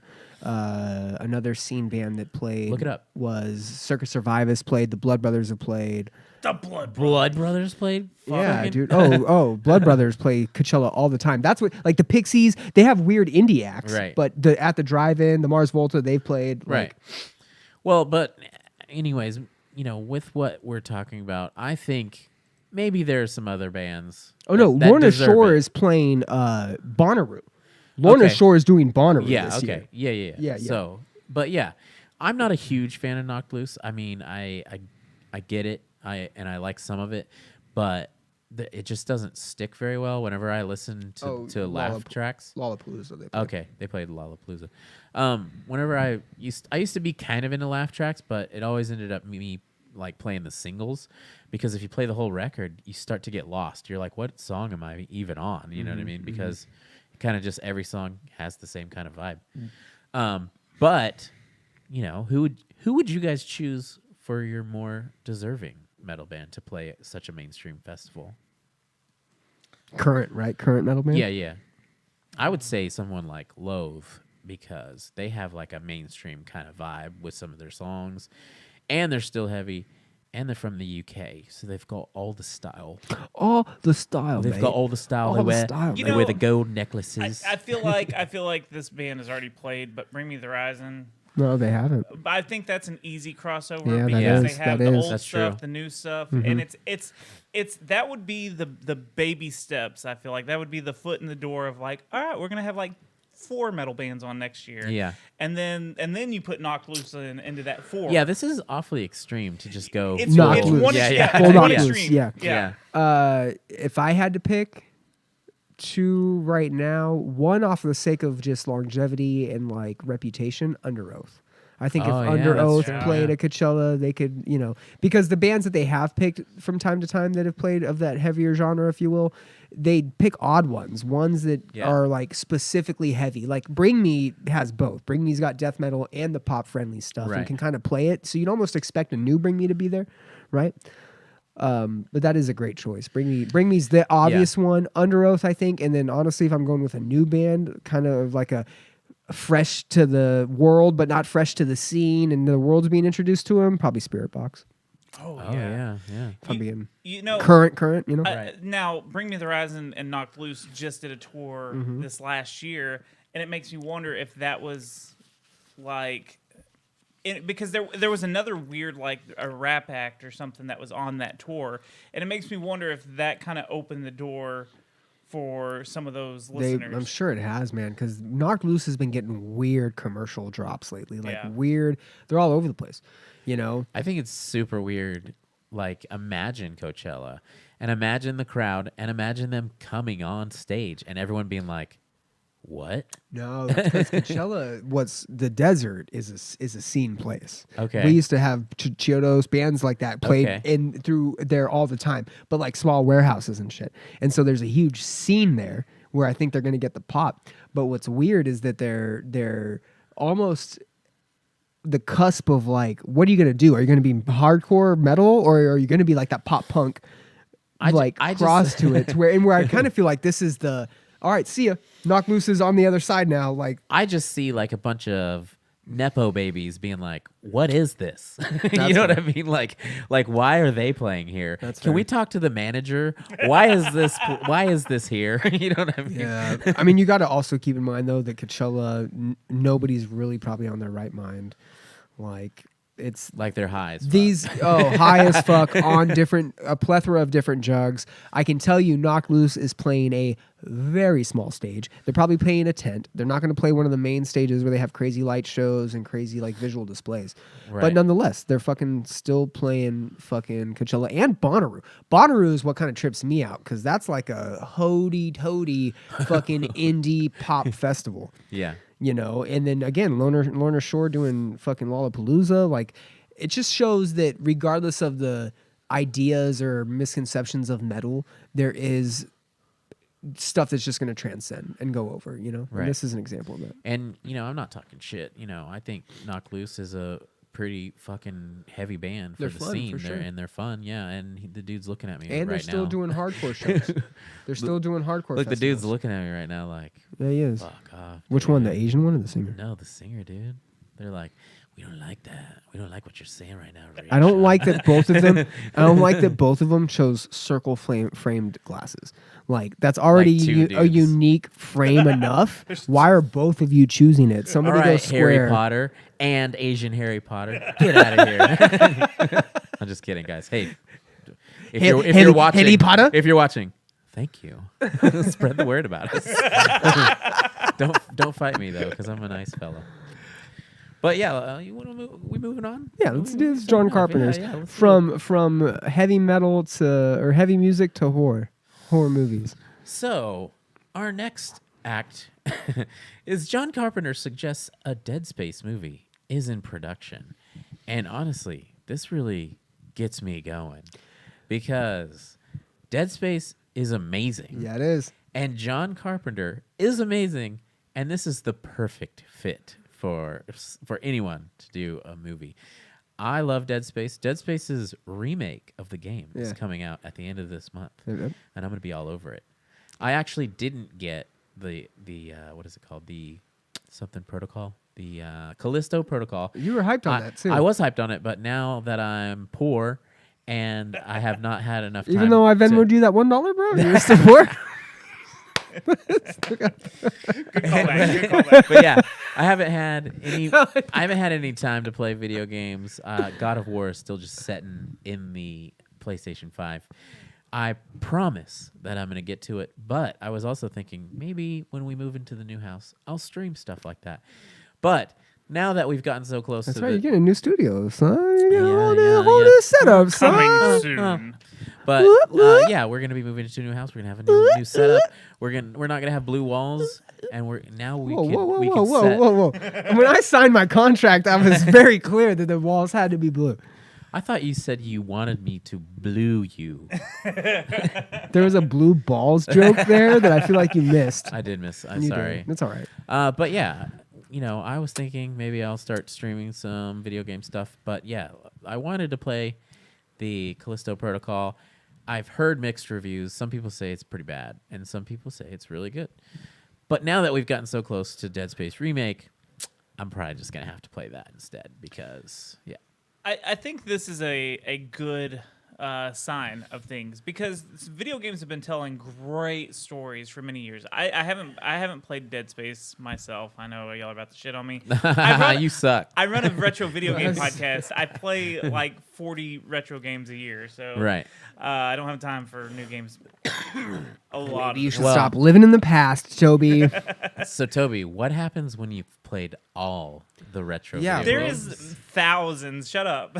You still have thousands to go through? Yes. How many have And How many have you played? 160 so far. for What's the show. cutoff for retro? Like, what makes it retro? 1990 and m- below? My personal opinion, anything that's retro is a dead console that is no longer being produced for. So you're just having more and more. Yeah, bro. retro. Xbox. So Xbox One's a dead console, like the No, first. Xbox One isn't technically. No, no, count, I but mean, like, the Xbox first- 360 does. I mean, the first Xbox. Yeah, Xbox original. So like you Xbox. could play Halo and that be a retro game? I think so. Now I think the community. You're Halo just retro, making bro. work for Halo, yourself. I know. The community, the retro community, I think is like a 10, 15, 20 year gap is what they suggest. I think if it's dead and they're no longer, it's retro. Like depending, I think a lot of people when they think retro, they also think 8-bit, 16-bit. They don't 64 even. They don't think that like they look. I thought you were gonna say N64 is your cutoff, and I was like, that's decent. That's a decent time frame. Think about it. Think of how many people are like, oh yeah, back in 2009, and then you're like, oh shit, that was like The first Borderlands came out in like 2009. that was like 15 years ago. Yeah, it was. So like when you start thinking of it, like, Damn, we're old. Bro. see exactly. See, So that's old. why. Yeah. Holy That's why shit. 2009 retro.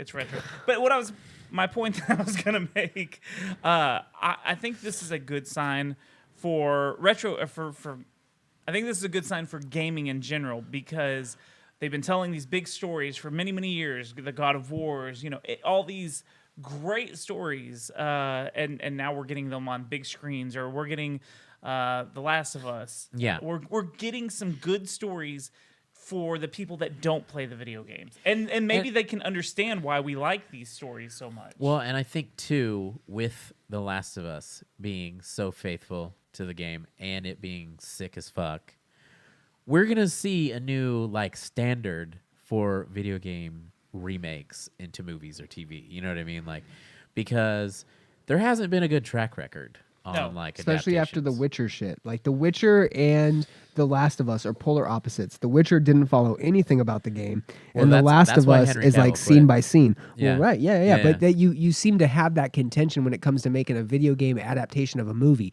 It's either really close to the original adaptation in the video game, or they steer off and kind of make it their own thing. And a lot of people think that that's just like a slap in the face to the purist or the fundamental or the foundation of the actual origin story. And like, I mean, in some cases it works, in some cases it doesn't, right? I don't see anybody really saying that the Doom video game or the Doom movie was the best, or Assassin's Creed. They're not. It was terrible. Yeah, like there's probably more bad examples, honestly, There than good is examples. So many bad examples. Yeah. I would say the only one I can think of that I thought was awesome was Silent Hill, the first one. Yeah, that's a great one. I thought that was sick. Yeah. Because it kept the creepiness, it kept the like weird, like religious vibe, like, and for a while you're just like lost in the fucking creepiness. More you know? horror than Yeah. yeah. And that's how the game was. The game was more like the first Resident Evil was really good too. The first movie was good. The first and that Resident didn't Evil, follow. The That- first Resident Evil was like good-ish Because they it was set a good themselves. movie. They set themselves up. there was no Jill Sandwich quote. There was that was my kind of point. Like it didn't really follow the video game. Right. It was loosely related to the But- video game, but it was still a really Yeah, good movie. They set themselves up for success, and then they followed And Mila suit Jovovich with is a just- shit ton of bad movies. That's Like- true. But that's I think a franchise see, thing. look- When you let anybody get name rights, like that's Yeah. bad. We got the new Resident Evil movie, which was closer to a video game style, and everyone was like, I don't like it. I thought it was okay. It's just kind of heartless. You know what I mean? I loved it. Really? Me and the kid loved it. Really? We watched it. It was great. I had fun with it. I want to see more. In fact, when they came out with that Netflix series, I was like, oh, this my is going to God. continue that story. And Then that one was That bad. was bad. that was Yeah. bad. It was bad again. Yeah. Here's what I was gonna say. We've been seeing this with comics for the last 20 years of them making adaptations of comic book series of stories like the movie History of Violence. Did you ever watch that movie? That was a comic book. That was a graphic Yeah. novel. And like it seems like people are like seeing, oh, I mean, we've been making movies from books and stuff for so long. It feels like, oh, in the last 10, 15 years, they're like, oh, this comic book thing, we can actually make movies off that. And it just feels like this is the next step of like, well, we can make stuff off of the video games, and they can be good. So, I don't know, maybe we'll get more stuff that we've enjoyed over the years and see it on a big screen of some sort. Well, it's like who wouldn't adapt that shit in a certain way? Like it's like they're wasting all of their time and effort making these fucking terrible fucking Not just that, but versions. the format too. Like I think of another. This just came to my mind, but I remember playing Max Payne, and that game being so fun and so you were just so involved in the game, and it took you hours and hours and hours to beat it, and they made a 2-hour movie that was shitty. Yeah, it was like you should nothing almost happened. you should almost make video games shows. where Yeah, you can yeah. actually have the detail, because Yep. you spend hours and hours and hours playing them. You expect to have a full wrapped up story in 2 hours? Like, Yeah. that's not.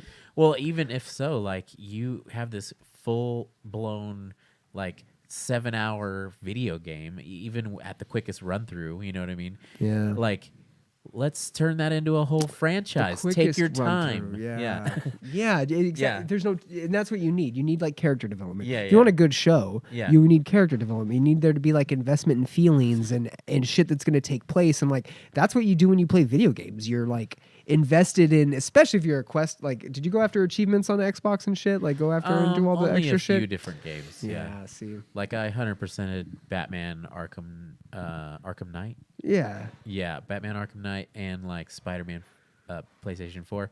Ooh, that was a good one. 100%ed those games because I was just like, I can't stop playing. You know what I mean? Like, Yeah. So, but yeah, if you adapt some of those games the right way, guess what? People will be like, I can't stop watching. Right. You know?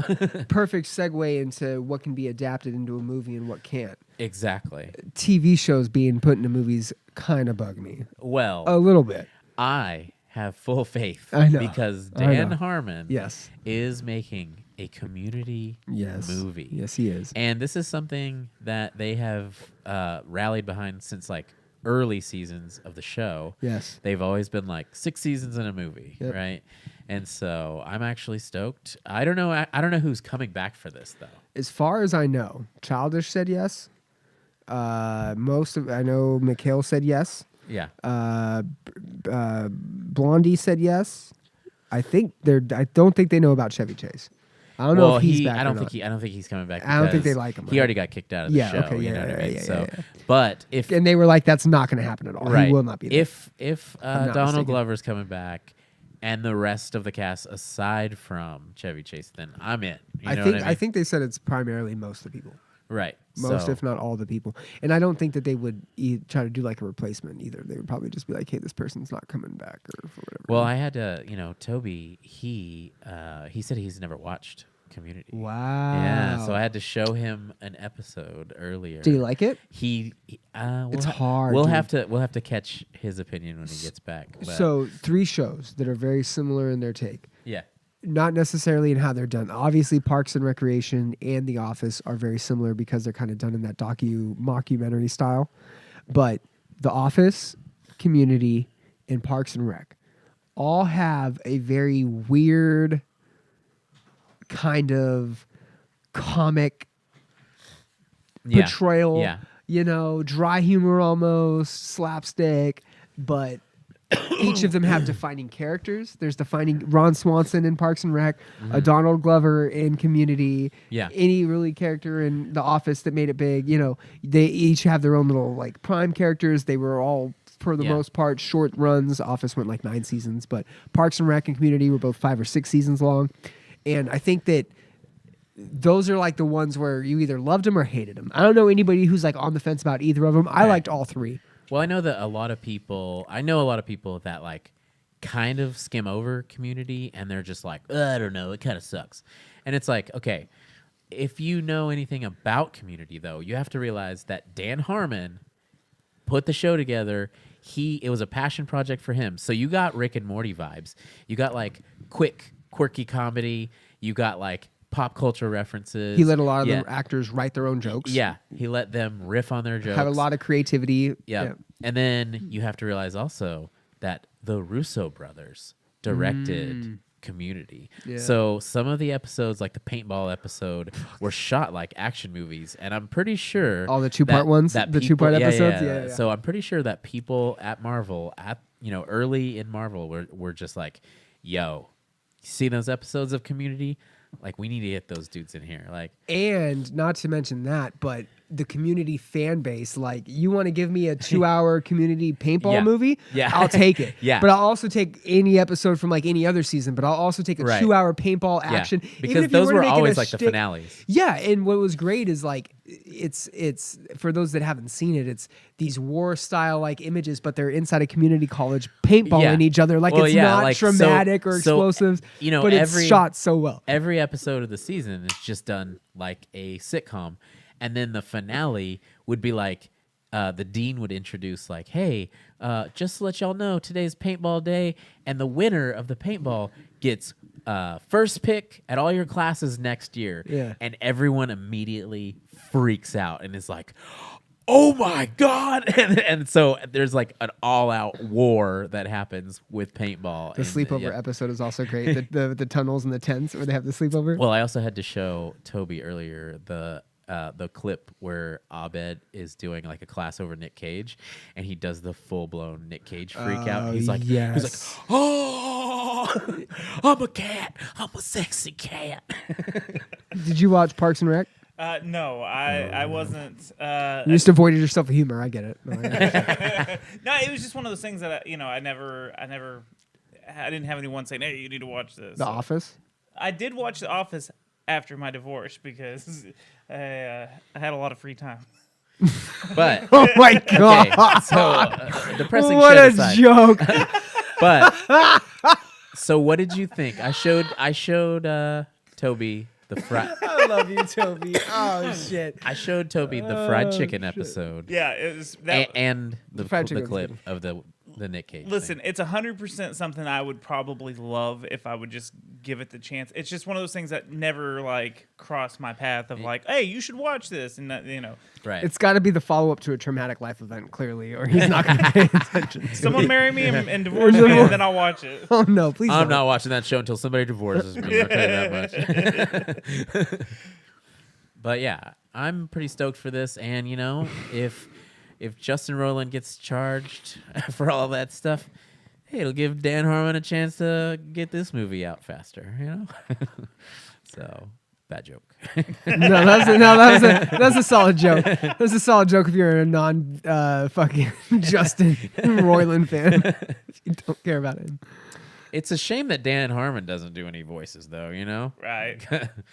It's not a shame. Maybe it's doing the voices that make you a fucking psychopath. Maybe it's maybe so. Because that's- well, at the same time though, like you could between Rick and Morty versus oh, bro, you just want to all the time do fake voices? That's funny. well, between like the Rick and Morty kind of vibe versus Solar Opposites, you could tell that Solar Opposites is Justin Roiland going for it. Yes. And then Rick and Morty, they're like more thought out. Yeah, they're thought out. You know what I mean? Way more thought out. Yeah. Although, and I don't want to get into a Rick and Morty discussion at all, but season 5, I didn't realize season 6 is it fully available? Because I don't have Vudu. Yeah, you have to buy it. Yeah, you have to buy it on Vudu. Oh yeah, you gotta buy it. So I just watched. Or I mean, no, not just watched it, but I watched season 5 maybe like before Christmas, before like Thanksgiving time, and I will say like.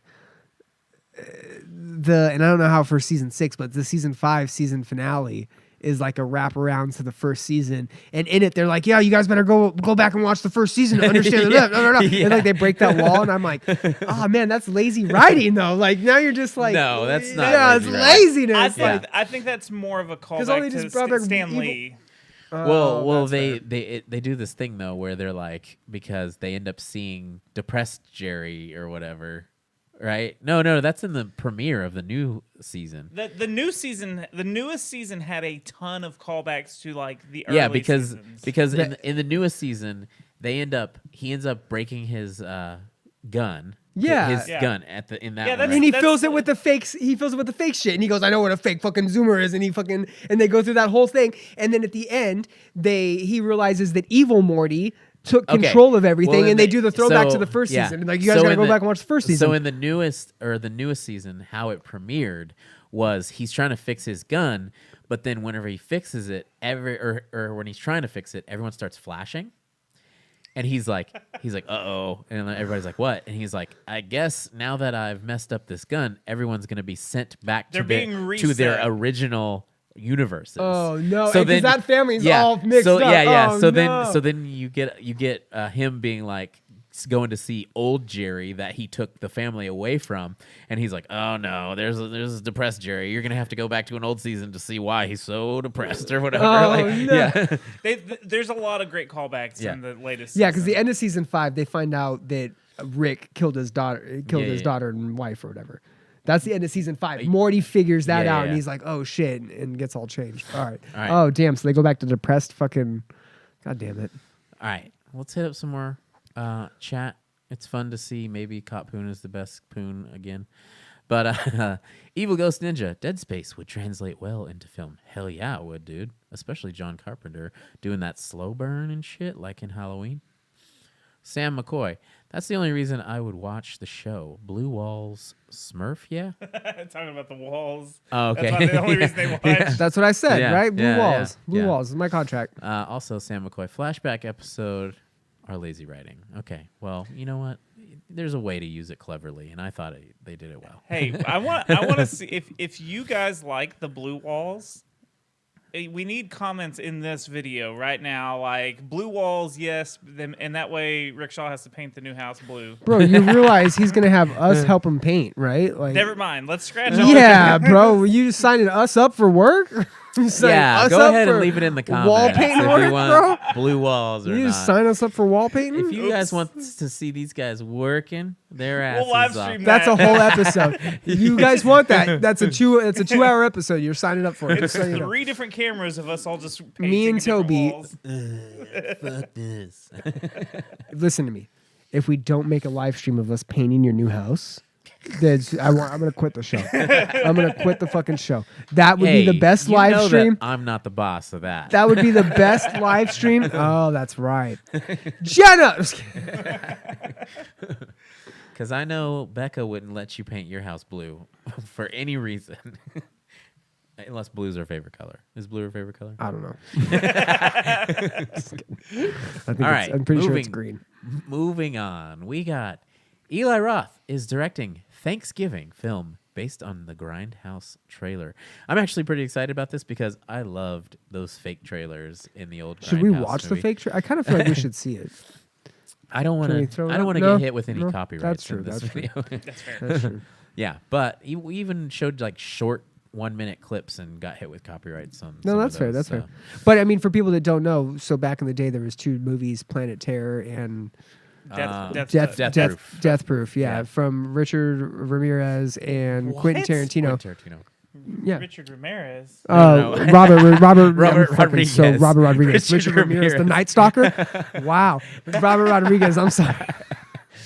But yeah, there The was Night Stalker and Quentin Tarantino made They fucking teamed up collab. Grindhouse and collab before that motherfucker got The murdered. hell of a grindhouse. The literal Grindhouse.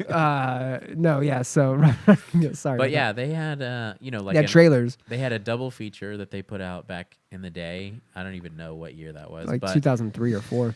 but they did a bunch of fake trailers, a bunch of different directors, and That's where we get Machete. That's where we get. there wasn't there like Machete werewolves- was the main one. Werewolf Ladies of the Night or something like by Rob Zombie. Have we and- gotten a couple of these fake movies though?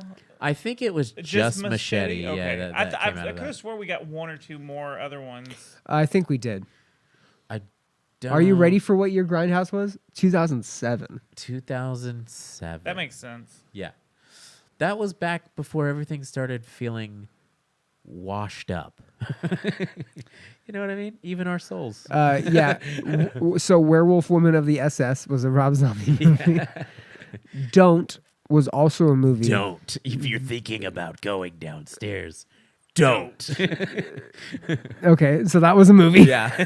Don't became a movie. Don't became a movie? I guess. No, there's no way that became a movie. That was so stupid to where it was like, why would that become a movie? Yeah, it says Edgar Wright's contribution "Don't" was produced in the style of the 1970s Well- Hammer House of 4 film. Well, Wow. every short commercial had a director. yeah, I get. So just so- saying yeah, that. Okay. Yeah. And then they're talking about the Thanksgiving. So that is. The Thanksgiving one was my favorite of all those. Oh, Hobo with the Shotgun got made into a movie too. That it was just asked in chat too. Was Yeah. Hobo with a Shotgun? Yeah. So I know this is a little off topic. Which one did you like better out of the Grindhouse movies? Did you like the Planet Terror or did you like Death Proof? I like Death I Proof. loved Planet Terror. See, I like Death Proof. I liked Death Proof. Yeah, No, really? hold on. Rose McGowan, Yeah. baby. I mean, Rose that was McGowan. Planet Terror. I know, but Oh, that's okay. what I'm saying. Oh, yeah, okay.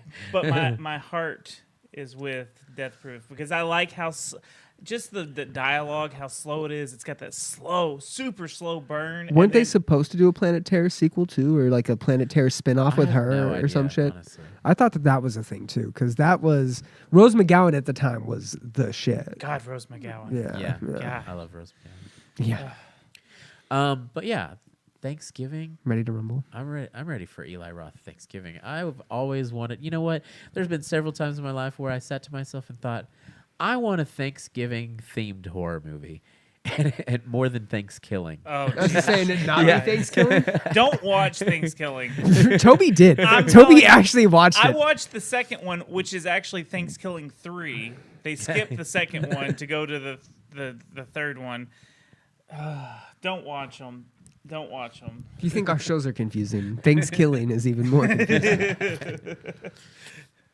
What does he say in that clip we played on that episode? Nice tits, bitch. Nice tits, bitch. Nice tits. All right, moving on. We got another. The turkey said that, not Toby. No. I mean, I do say that. We're jumping back on some music news.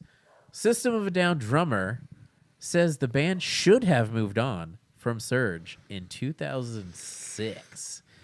This is a confusing one because the band is still together. Active. They're Yeah. active. They haven't actively made new music. Well, they They had did. They one released song. like they the did? two Yes, songs. They they did did. two. Yeah. Yeah, for charity and shit. Just imagine being in a band and then like y'all took a big break because of you, and then the news comes out. Yeah, we should have moved on. How do you even like hang out with that person and like practice and stuff afterwards? Like, oh, you think I shouldn't have been in the band? But you could also be like, fair enough. I was the asshole that held everybody back for 15 years. You know what I mean? That's true. That's fair. Like, you know that I had a passion for culinary arts. Well, and that's the weird thing is that he went and made new music. It Yeah. sounded just like System of a Down, by the way. I don't know if I never the listened to BYO any of that that. bomb. The one that he had a BYOB? music. Yeah, BYO. No, that was System of a Down. Yeah, he but- had a music video shortly after BYOB came out. That was the music video was like these kids in like a daycare, and the one kid was in like an army helmet with like a toy plane, and he was wrecking all the other kids' blocks. And he's like, it's a chaotic ass System of a Down song, but it was just Serj. He did it by himself, and Oh, it's I like, do why think I didn't you remember just that. do it with System of a Yeah. Down? Weird. This is a System of a Down song. This is so weird.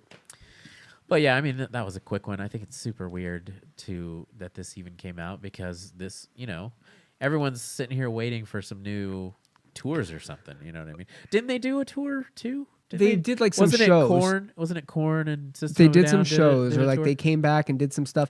I gotta ask, like, isn't the fact that they did go on hiatus and the fact that they did take some time away, like, feed into their stardom? Isn't like I remember for a while being like, "Fuck, System of a Down needs to come back and do some shit" because they hadn't been around and like Steal This Album. Fucking that is like they did a great run too with their albums, right? Their first one, I believe it was a self-titled, and then Steal This Album, and then fucking Hypnotized and Mesmerized. that was even though Okay, that was a so double album, wasn't the worst. They're also doing that Sick New World. That's Fest. true. That's Yeah, true. So, Yeah, in Vegas. yeah. So What was yeah. after Steal This Album? Toxicity, No, or that was Toxicity before. was Steal yeah. This But album and then Hypnotized. What I and meant was that Mesmerized. Yeah. run though. The self-titled Toxicity and Steal This Album were a great 3 run. It was. They did the double album and then boom, kind of cut it off. It And was- you almost wanted like, oh, well, it's only going to be a couple years until they come out with a new album. But then it was 5 years. Then it was 6 years. Then it was 7 years. And you're like, yo, what the fuck are they doing? They're not even doing anything. Homeboys releasing music. They were doing like, I think like weird shit that they were going to come back and kind of hinting at it. And so I felt like that added to the allure of like, oh, when System of a Down comes back, here's my money. Take it, Yeah. Like, I don't think that's necessarily a bad thing. If anything, you fed to the hype of, oh, System of a Down has to come back. And their new songs that they released, they were good. Like, they were were System of a okay. Down songs. Yeah, Yeah. they weren't the best. They were no chop suey, am I right? maybe they That's not even their maybe best they were song. more chop liver. Oh, it was all for a joke. It Eh. was all for a joke. No, I was just You joking. got, the worst jokes. I mean, actually, I liked Sugar and like I liked The the subtitle's original. great. Yeah, the subtitle's great. Yeah. I'm telling you, those 3, Spiders, Dude, Spiders Spiders, is a phenomenal was song. the first song I ever heard by. Yeah, System from of a Scream, Down. right? Yeah. Those- From fucking those- Scream, yes, dude. Those first 3 albums are amazing. They are. They're great. Hypnotized, Mesmerized. It's not bad. It just wasn't. It didn't feel the It same. didn't hit like those other ones. It you know felt what I like that's when they were starting to have their yeah. problems or whatever ended up They happening. got It's- weird with the experimental. Well, One of the albums was heavier. The other one was kind of like softer. And like System of a Down did great at like half and half. Half their shit was kind of slow. Half their shit was kind of heavy. But to do a whole album that kind of fit one or the other was weird. And then to do them both at the same time. At the time, people were like, double albums are weird in general. But to do a double album after probably the greatest run of like nu metal albums, people were going to be like, yo, Well, this at is the weird. same time, This is weird. it was like if Peter Pan kind of grew up. You know what I mean? It was like, I still respect you, Peter. That's true. But things are a little different now that you're taking off the green suit. You know, Can't fly no more, can you? I think the Hypnotized and Mesmerized came out 6 months apart for some reason. I feel like there was a small gap. There might have been, yeah. So it Yeah. wasn't like a true double album release. So that felt weird too. Yeah. It was because there was a bunch of hype. Oh, there's one album? Oh, no, wait, there's 2 albums. And then you had to wait the 6 months for the second album. And it was, I think that's, But isn't that what happened to Outkast? They made a double album. A bunch of people do. Thrice did that too. But wasn't the breakup after that double album for Outkast? you know what Fuzz would say about Thrice. Oh, I know. That's why I brought it up, because he's not here. Shout out Fuzz. Shout out Fuzz. We needed you here for that one. Yeah, dude. we did. But anyways, moving forward, I don't know if anybody heard about this, because a lot of people were freaking out that there is this announcement that there is a Big Six band, and it's a bunch of deathcore and metal artists teaming up to start this deathcore boy band called the Big Six. And unfortunately, people have been dropping off. We've left and right. lost 2 of the big 6 already. Well, who all is the Big Six? That's a super good question. All I know is that Attila dropped off, and the Spite vocalist has taken his place, and then the Fit for an Autopsy vocalist, Joe, I don't remember his last name. Badalato. I would have never been able to say that. It's on the screen right now. I know. Now I see it, and I still can't read it. I got him for you. Joe, he's left the Big Six, so I got him for you. So the original Big Six were Lorna Shore's Will Ramos, Attila's Chris Franzrak, Fit for an Autopsy's Joey Baldado, Left to Suffer's Taylor Barber, Infant Annihilator's Dickie Allen, and Traitors' Tyler Shelton. Since they announced their joining of a band back, I want to say fall of last year, both Chris Franznak of Attila, Franz Wellington, and now Joe Badalato of Fit for an Autopsy have say left. it one more time. Badalato. I do want to say that when Franz originally put out his, hey, I'm not going to be in the band anymore, it almost came across as though you can go to his Instagram or whatever and check it out, but he's like, yeah, family life and other touring stuff, and just don't really have the time and to dedicate it, but I wish the band all the best of luck, peace. And it kind of made it seem like maybe it was just a little too much for all these guys to put the dedication and the time into it, especially since all these guys are in prominent bands that are active right now. None of these bands are non-active, right?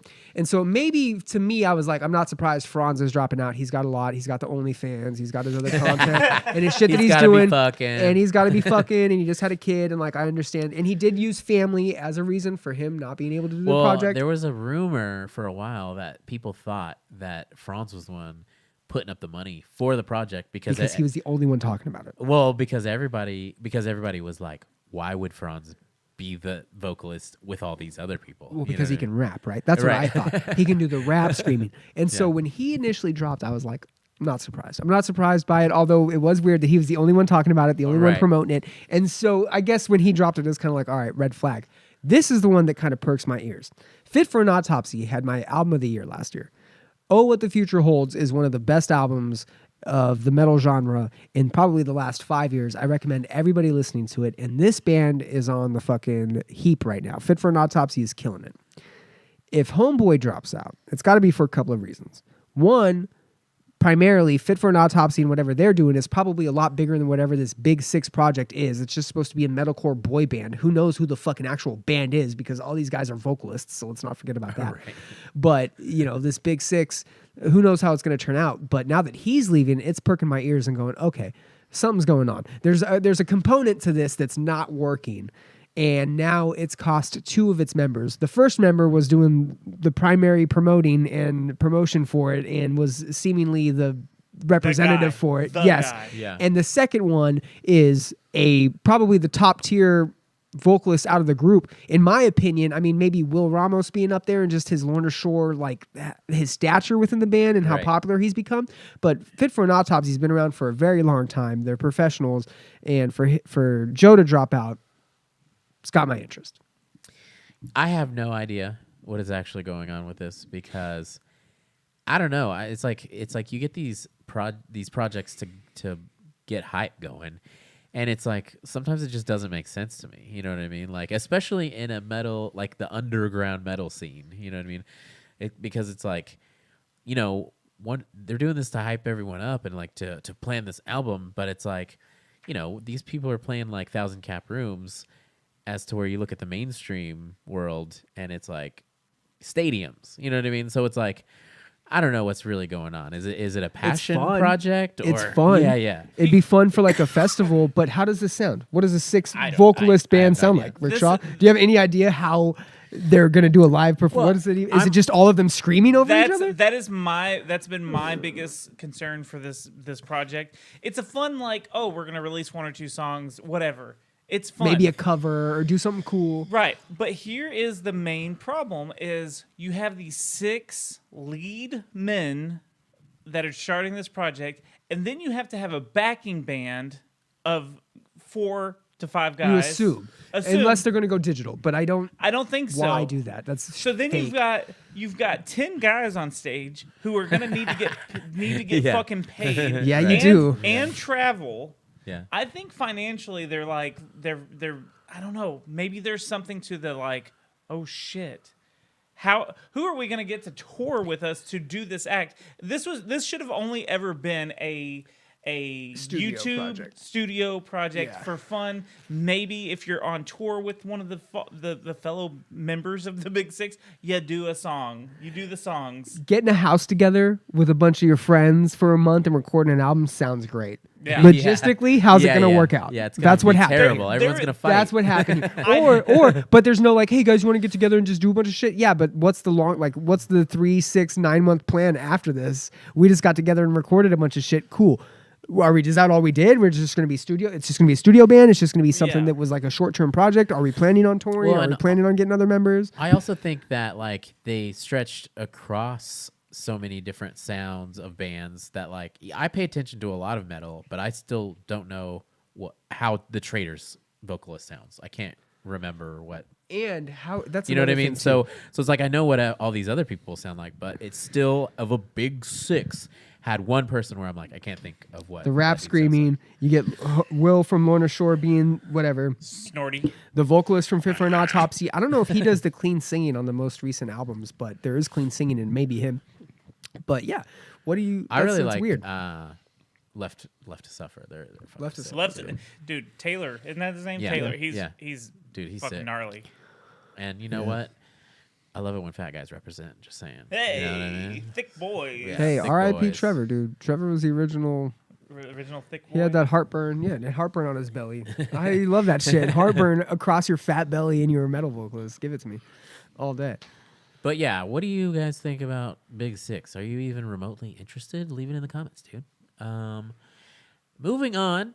This was one of my favorite bands as a small child because it's been that long ago. As a small child? Not just because of their fucking cover either. Their Dude, No. yeah, Jackson exactly. Look, I- hold on. I want to say I Something like that. loved this band. I fucking yeah. jammed that anthology Yep. so fucking Yeah. much. Anthology, Dude, son. fucking- Anthology. I am so sorry. That logo. is welcome. Yes, Yeah. yes, dude. Because guys weren't doing that kind of singing Yeah. and shit, dude. But yeah, I loved Alien Ant Farm back in the day. But I'm canceling whoever wrote apparently this fucking they're article. apparently they're still Stupid. around, Alien Ant Farm singer Yo, Serj. apparently, what is that harshness coming from? When's the last time they did a record? No, they've been releasing stuff for a long time. Oh, really? It's just not Actually, yeah. Look, It's look, not Smooth Criminal, so it's not fucking. You know Yeah. what? Here's the thing: the Anthology is such a good album. I didn't listen to anything else, and that's a bad fan. I'm a bad fan. Yeah, and that I is. admit it. But Anthology still. was such a solid fucking listen. Yeah. But That they have was been the releasing records for years. That was the characteristic of bands like that, though, back in the day, is one album. Yeah. Like Trust Company, these guys, fucking Three Doors Down, like they all had one album that was a banger, and then the rest just under the radars. Yep. Right. But yeah, apparently he went to touch someone's something. The guy said he touched his dick. And now he's horrible way of shoving that something touch dick. Basically, from the understanding, and there is video footage that I hope we're gonna watch. Yeah, let's watch this. He grabbed the guy's hand. The guy was reaching up and like singing with him. The vocalist grabbed his hand and pressed it against his crotch. What appears to look like he forced him to touch his dick with the back of his hand. Which, in my day, I had people that would do that all the time. And guess what? Ha, it's a joke. My drummer did it to me all the time. And I was like, what the fuck? I mean, but still, hey, I never sued his ass. You should. You should.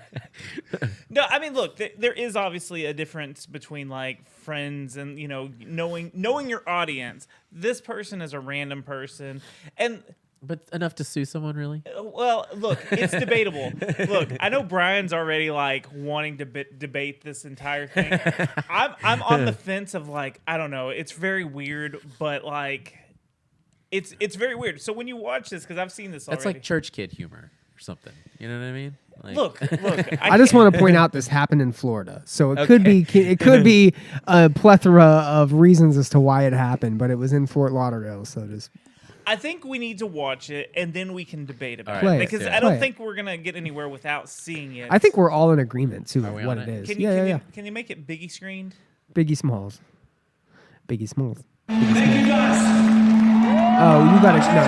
It happens at 31 mark or something. Though. Yeah, it's we're going to turn it down. We're going to turn it down to avoid a copyright strike, so bear with us. I can kind of tell you. It is go to- around 2:30. Yeah, 2:31, I would say. I think it's either 2:30. 2:31 or 2:41. We can watch it for 10 some seconds. reason, it's not clicking.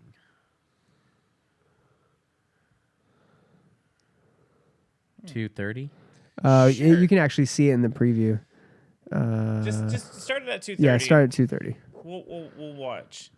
And just like the movies, We proud. The proud last is to scene. see it now. You won't cry. Right here. I won't. Right here. Here. Homeboy's gonna stick his hand up. Watch this. Okay, yeah, here we go. Oh, what Wait, happened? Buffering? Yeah. Give me that hand, boy. Give me that hand. Give me that. Okay. Give me your See, hand. Okay, Give me look, your hand. He does reach Give for me your it. hand. Oh, up on my nuts. See, look how. Can you rewind that? Rewind it just a little Oh, bit. we got it perfect. That was Look, great. it's. God dang it. One more time. He's just fucking Here we with go. him. Here we go. Here we go.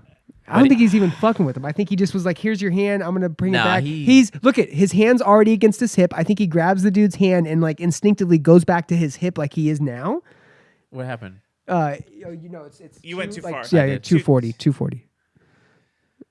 Yeah, right there. Boom, boom, boom. 240. You're right. Yeah, and back to his hip. That's see, and he's still doing it. And he grabs the rope. Like he's constantly got his hand on his crotch or near his crotch. He grabbed the microphone cable right after. He might have thought that he's in the moment, bro. He don't. Come on, you're. I'm that fan, and I'm going. You know what, bro? I didn't like that. I'm suing. I'm I suing. would just be like, he got me. I'm gonna go wash my hands. He got me. I don't know. That's the thing people do though. I got you, bro. I made your. I got You you. never had friends in high school? Yeah, You bro. ever have friends? No, man, I didn't. You know what? I didn't have friends. And I don't want any now. How about that? I gotta go pee. Are you mad? Look. This one's such a hard thing to decide on this one because like it looks like he pulls. It looks like he pulls, but Brian He didn't even get. He got a knuck. He got a knuck in the nuts. He didn't even get his like caress of the hand. You know what I mean? Like I don't know. Look, there was no enjoyment out of that particular caress. Yeah. And look, I don't know. This one, I want to be on his side. I want to be on Alien Ant Farm's side about this, but it's so weird how he grabs the hand, pulls real hard. I don't know. Where do you fall on this? Because, like I said, I just think he was fucking with him, and he wasn't trying to like. He obviously, as the dude is singing, he's not fucking getting off to it or anything. No, you know what I mean? Yeah. So it's just like, I mean, I would be pissed if I got sued for that, but I would be like, yeah, I don't know. I've literally kicked people off stage before, and the dude from Lamb of God went to jail for that. You know what I mean? In the Ukraine or some shit. Yeah. So it's like, I've done shit on stage that I like later on was like, oh shit, I shouldn't have done that. But this to me is like super harmless. Maybe he was just fucking with him. Maybe the joke went too far or something. Yeah. But he also could have. Brian could be right. The dude probably might have just got lost in the moment singing, and he pulled his hand back. It is weird and that it touched his nards. Ant-Man has nards. Yeah. It's very weird though that he like reaches down for like his hand, right. and then when he gets it, immediately goes to his dick. Again, like there's freaks out there, and I'm not kink shaming or anything, but there's freaks out there that like that's all they needed. Right. That was it. Was I needed to force a stranger to touch me? I don't know. I mean, I personally wouldn't. It wouldn't do shit for me, but I don't know. It's a super bizarre case. Yeah. I walked into Toby saying I've never forced a stranger to touch me. I mean, but have you forced your friend to touch you? No, I don't have friends, bro. I already established this. I don't have any friends. What about chat real quick? Do we want to get caught up and make sure there's nothing we Let's missed? go check out the chat real fast. The last one we had was Sam McCoy. Brian, I know I teased you, but I love the amount of knowledge you bring to the party. Love the show. Oh, wow. Thanks, man. Appreciate it. I'm just here for the laughs. I'm here for the walls. That's all I'm here for. Hey, I'm switching everything. I'm running the whole show and everything. Toby, so y'all can show me some love too. I tried blowing Toby at the beginning of the episode. He did. Show. I'll give you that. I'm just kidding. I don't need anything. Just a little bit. Just a we lot. only have a couple of subjects to go. Yeah, for some reason, it always seems like they are about allegations. And it's funny because I always was like watching I Hate to See It, and I was like, why is it always got to be about allegations? Yeah. And then I'm see, like, bro? God, it always just ends up That's being all there about is. allegations. Like, there's so much allegation news that it's fucking ridiculous. And from a fucking just media perspective, unfortunately, that's the only shit that is like clickable nowadays. Is the drama. Well, apparently, Ezra Miller may have a future as the Flash despite James Gunn shakeup? No. Anyways, that's not really what we were Yeah, shooting didn't for. this dude like This is the cause wrong- a No. whole shit ton of issues? So It's the wrong apparently- article. This is like two articles, the two topics smashed into one. Yeah, this is two topics smashed into one. But so Ezra Miller has done a lot of fucked up shit over the last year. He was harassing people in Hawaii. He got let out of jail. He got arrested for harassing people. He got let out of jail that night, bailed out by people he made friends with, and then stayed at those people's houses, then got wasted and threatened to kill them. And then they called the cops on him, then took him to jail again, and then started being like this whole escapade in Hawaii where he was just going to jail all the time for fucking with everybody. And then it turned into like him kidnapping someone and then him having a An cult. underage, apparently. Yeah, and then he had a cult. And now Warner Brothers is still thinking of keeping him as the Flash in future movies. But one thing I read was they watched the movie and were like, this movie is so good. We want to keep him. Oh, really? Was that what it was? So I don't know what's going on, Ezra. There was a point in time where I was like, I kind of like this guy. But then in the past year, every time I read his name in the paper, like I went to the store, like, I oh, he's know. in the paper again. But yeah, definitely don't like this guy now. So what do you guys think? Do you think he should stay as a character, just because he's good at it. Can fill me in on this? What else has Ezra Miller outside of the Flash? What has he done? He was in Fantastic Beasts. He's Okay. a character in all those movies. He's done a lot of indie stuff. Okay. He was in a movie. One of the first movies I ever saw, he was in a movie called We Have to Talk About Kevin. And it's a movie about how one child in the family has always been problematic, and then at one point in time he goes to the high school. Let me guess. Ezra Miller is the problematic one. Yes. Yeah, he is. And he goes to the high school and locks everyone in the gymnasium and shoots people with a bow and arrow. And so That's cool. So all right, I'm gonna watch it. funny that it reminds me of his real life Of shit that he escapades would in a way. really do. Yeah. I mean, in these types of situations, I think it does come down to like, all right, the severity of it. Obviously, there's professionals that are trying to like sort this out and like the allegations that they have against him. I assume that he's just in a place in his career where he's like redeemable, I guess, where people think that he Apparently despite, he's getting help, but yeah, despite what's happened, they think that he still, can come over on top and be marketable and respectable and who is actually Ezra Miller and what did he do? harsh. Oh, he allegedly broke into someone's not even a note about his movies. So here is what I think. I think that the movie's already filmed, right? The Flash is already filmed. Yeah, it's already filmed. It's been for a minute. This is a big ticket movie. This isn't a cheap, Right. This isn't. Now there was that like Dawn of the Dead kind of Day of the Dead. I can't remember what the movie is where they digitally replaced a character. Do you remember that a couple of years ago? It was on Netflix. They took out fucking the. Batista was in it. Yeah, they took out the diddler. They took out Chris D'Elia, who got accused of allegations. He was the helicopter pilot, and they replaced it with that chick. Yeah. Yeah. Yeah. So they could do that, and I know a lot of people. But she wasn't a main character though. She was Right. like in the She- movie for like Right. 5 minutes. And that's the point I was going to make, because a lot of people were like, replace him with Elliot Page. Stop. And you know what? I'd be fine with that, but I know how much money they've already dumped into this movie. It has to be ridiculous, and they're not going to scrap this movie. Even though You guys might have an answer to this, but like, how long until? Okay, it's already been made. How long until the point of putting it out is the diminishing return? Does that make sense? It's supposed to be this year when it comes out. Right. They're not going to But- sit on it for 3 years, though, right? They're not, and then No. release it in 3 years and No. be like after the fact. and it's not 5 these years. superhero movies. They Yeah. can't sit on because them. they've got timelines. Because and they have shit. continuity. They're trying to create universes. And DC's the one that's fucking so far behind on trying to create and establish a universe. Yeah.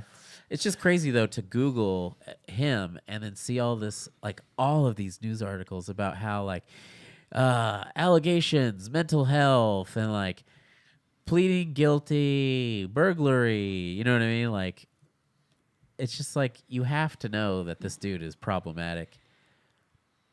Oh, it's insane. But the messed up thing is, so season 1 of The Flash, the show, that was like what 2014 or something. That's like right. Yeah. Because he did the show as well, right? no, well, he was on it eventually, but 2014 the show came out, and then that same year they announced, "Oh, The Flash is so popular, we're gonna make our own movie." 2014, okay, so they were in pre-production for a Flash movie ever since 2014. Now the Flash show is on its last season, and we still haven't got a Flash movie.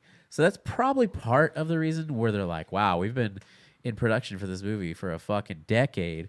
Now our lead actor is just a fucking shitbag. You know what I mean? Like, what do we do? I And didn't realize he was only 30. Wow. yeah, so it's just wild.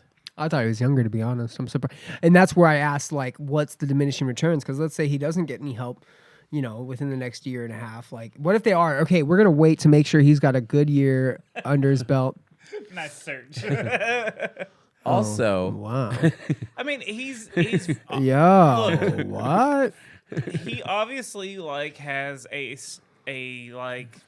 Mental issue? I don't even think it's.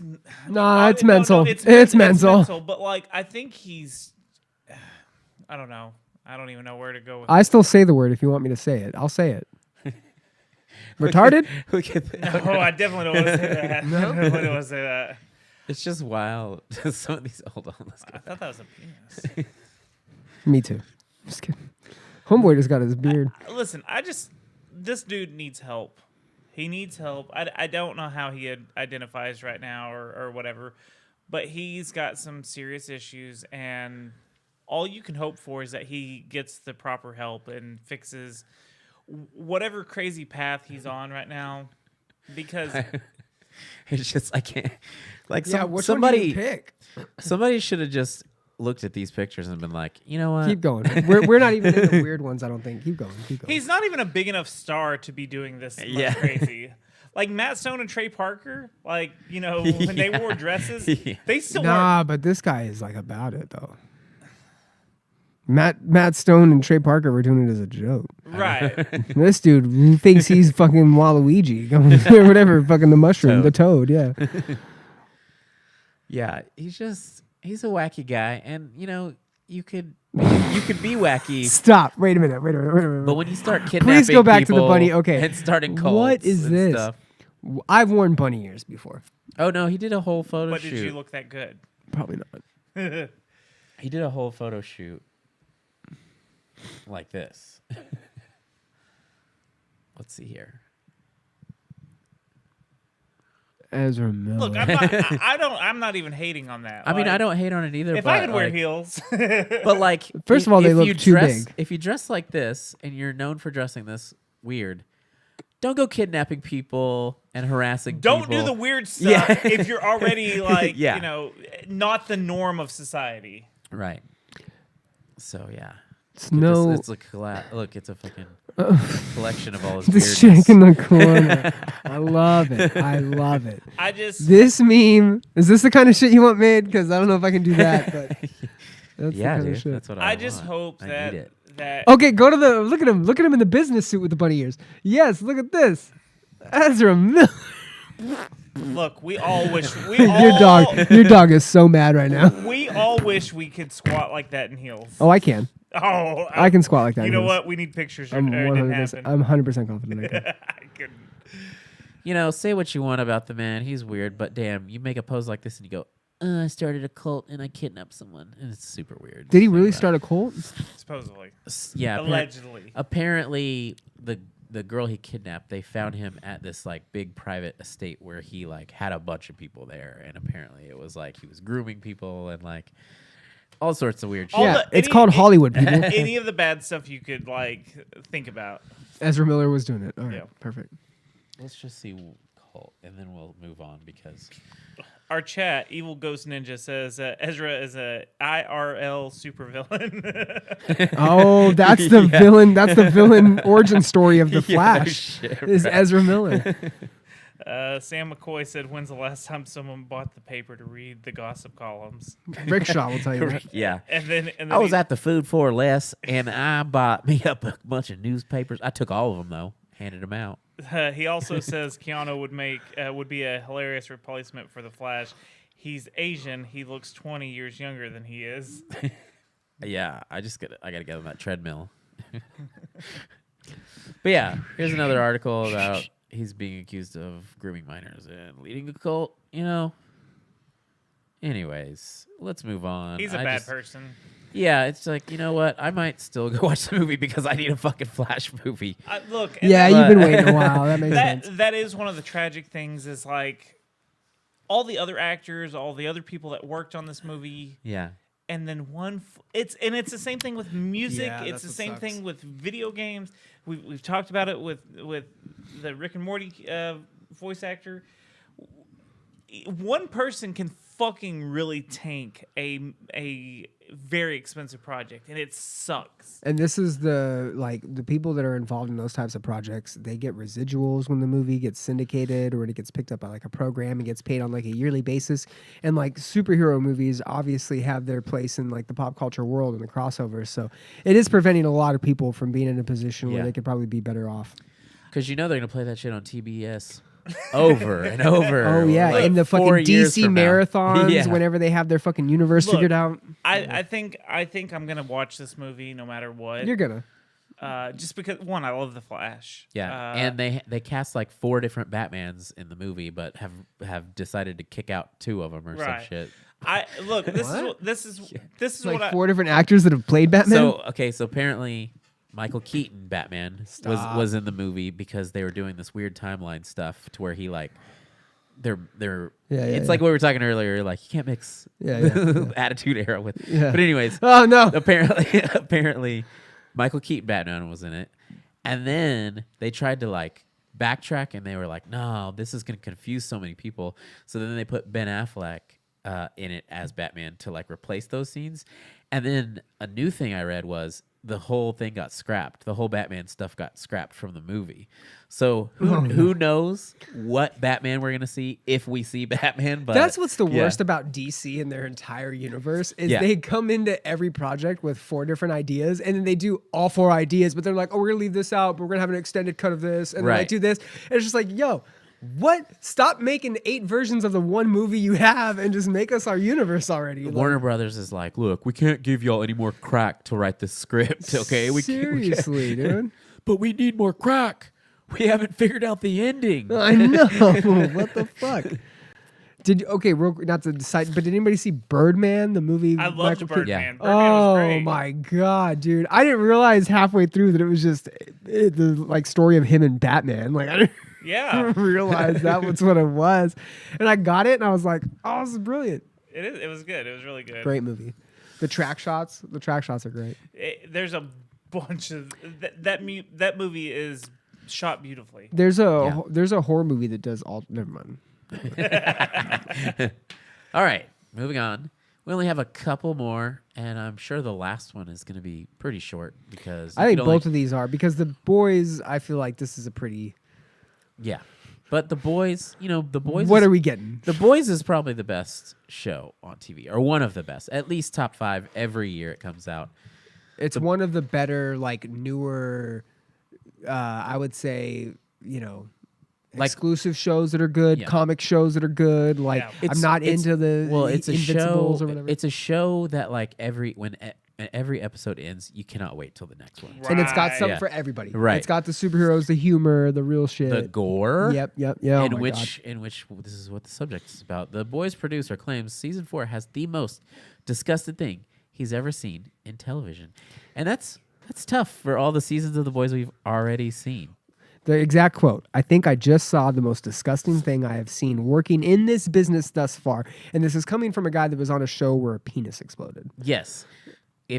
Spoiler alert. Spoiler alert. No. Spoiler alert. There is a scene where a guy is like, these are all like supposed to be derivatives of superheroes. So like they have one that's like Ant-Man, and he has a gay boyfriend, and he shrinks to the size of an ant and goes into his boyfriend's penis and starts rubbing around on the. Wait, you missed a very important detail. They do some. Oh yeah, they do some blow, and while he's in his dick, he's like, huh, and then he sneezes, and it fucking explodes the dude's whole body. He can't control his powers once he sneezes. Yeah. Also, their season 1 spoilers. They meet a guy that's like, he has impenetrable skin, and he could turn invisible. But then they're like, wait a minute, what if we put the bomb, up his ass? Yeah, so then they explode him like that. So these are all scenes that are like, they very much show all of it. The first episode is someone being exploded because someone ran through them too fast. Like, ran through them. A person ran through a person and exploded them. That's the Flash character is the fast person. And they definitely show all of it. Yeah. So I can't imagine what is so disgusting. Let's take in a the guess. New season. Let's play a real quick game. Okay. We've already seen someone go inside a dick and explode it. So what could we possibly see that's grosser? Possibly. There's only one thing what I think of I that's can't grosser. think. Let's just say there was someone who could grow giant. Yeah. And he puts his dick in someone. Oh, you think it's that bad? That's the only thing I can think of. I wasn't even thinking that. Holy shit. I feel like we've really reached this shocking meter, right? Because we've had lots of spoilers. If you haven't seen The Boys, this is your own fault at this point. Yes, that's true. There's the orgy stuff. There's I forgot there's so about many the orgy. dicks in this movie or in this show. There's so many dicks. The mermaid dude shows his dick constantly, and I don't understand why. The deep, That's right. He fucks an octopus That's right. regularly, Yeah. and then tries to incorporate it into a. Menage a trois of sorts. Like, bring it along as a toy. I just can't imagine unless it's the allegations that Homelander has is what the disgusting But thing is. even though we're What talking is that? about What are the? He beat up some people or something where it's like I don't really know enough to speak upon it, but he has some like legal issues. So you right think now. maybe what he did? No, I'm just making a bad Oh, joke. okay. well, but all I'm all following along the all show. gore aside, all disgustingness or whatever, it's actually a really good show because there's like revenge. There is Love. like There's there is it says a lot for like politics and like it's a world where if superheroes were real, they would be evil and disgusting, and the government would definitely have their hands in that. You know what I mean? So 100%. So yeah, it's a good show either way, but it's just hard to think of what's grosser than what we've already seen. Look, every episode, like you said, makes you want to see the next episode. Yeah. So this only is like, well, yeah, we want to see the next episode. Like we want to see what you're talking about, and then we're gonna keep want to see the rest of it. Do you think they go past a line where that's just like too disgusting? Like, do you think it's gonna have like scat and like Scat. our bodily like a lot of bodily fluids? I think of like, I didn't think about a gigantic wiener demolishing someone, but I did think of like maybe someone getting like their asshole blown out or like a Well, we've fucking kind of seen blowout. that. True. But that's what I'm thinking, or maybe like this concoction of like bodily fluids, and then there's like an explosion. That would be really gross. But what I don't want to see, because it has been done tastefully and it has been done in a way that's made it fun and enjoyable. You're right. At the end of every episode, you do want to watch the next one. I don't want to see it be like too far just for the sake of pushing the boundaries. Yeah, it's got to be tasteful. Everything they do is pretty tasteful. Well, It is. You know what I I mean? don't know about tasteful, but like Well, it's got to make sense. I just don't want to see a bunch of like pooping, Tasteful, Yeah. semen for no Tasteful-esque. reason. Tasteful. Yes, in esque. There's an esque within there. the contexts of horror fans and stuff. You know what I mean? True. But there is, I think, a way that they could like fuck it up. Like, I'm excited about it. Listen. The way this gets me excited because of the way the show is. Yeah. But I also feel like you might go like too far. Maybe. I'm just ready for that Homelander fucking fucking fight between him and Yeah, homeboy. Butcher. Butcher. Yeah. like I want that. When they teased that little fight in the last season, I was like, I didn't think it would holy take them so long shit. to cross each other's Yeah, paths. Either, yeah. and it's taken forever. Well, I think now the show has gotten away from the comic book series completely. Right. I haven't read the comic book series myself, but I've watched a lot of YouTube videos of like comparisons of like what's happened in the comics. So it's interesting just to see where they go with this entire story that they're telling, and to see how much more sick and twisted they could get. But there is something weird that's going on with the amount of shows that are similar to this. Like, they had a Netflix series, I can't remember what the name of it was called. We're really getting into a weird area of superheroes, who they would really be if they were in real life. Did you see the one that had Diamond Dallas Page in it? no. There was that one on Netflix, and then there was another. That was a movie. I can't remember what that one was called. And then there was another TV series on Netflix where it was a bunch of superheroes, and they were kind of into some shady stuff, and it showed like that they're not just like stoic and the truth, justice, and the American way kind of characters. They had like shady qualities. They're to them. people. They may not be humans, but they're Right. people, and they have their flaws, and they can be corrupted. And Jupiter's Rising, yeah, Jupiter's Jupiter's ascending. Jupiter ascending. That was the show, and it Yeah. was really good actually. But Mark Millar or whatever. maybe I don't remember who did it, but there's so many shows, so many like stories that are coming out that are like this, like your superheroes, they're not so fucking super, and I love it.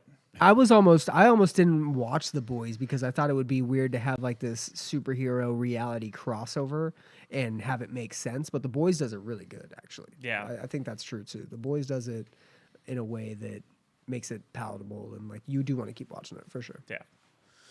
All right, back to the chat. Sam McCoy. Keanu would be a hilarious replacement for the Flash.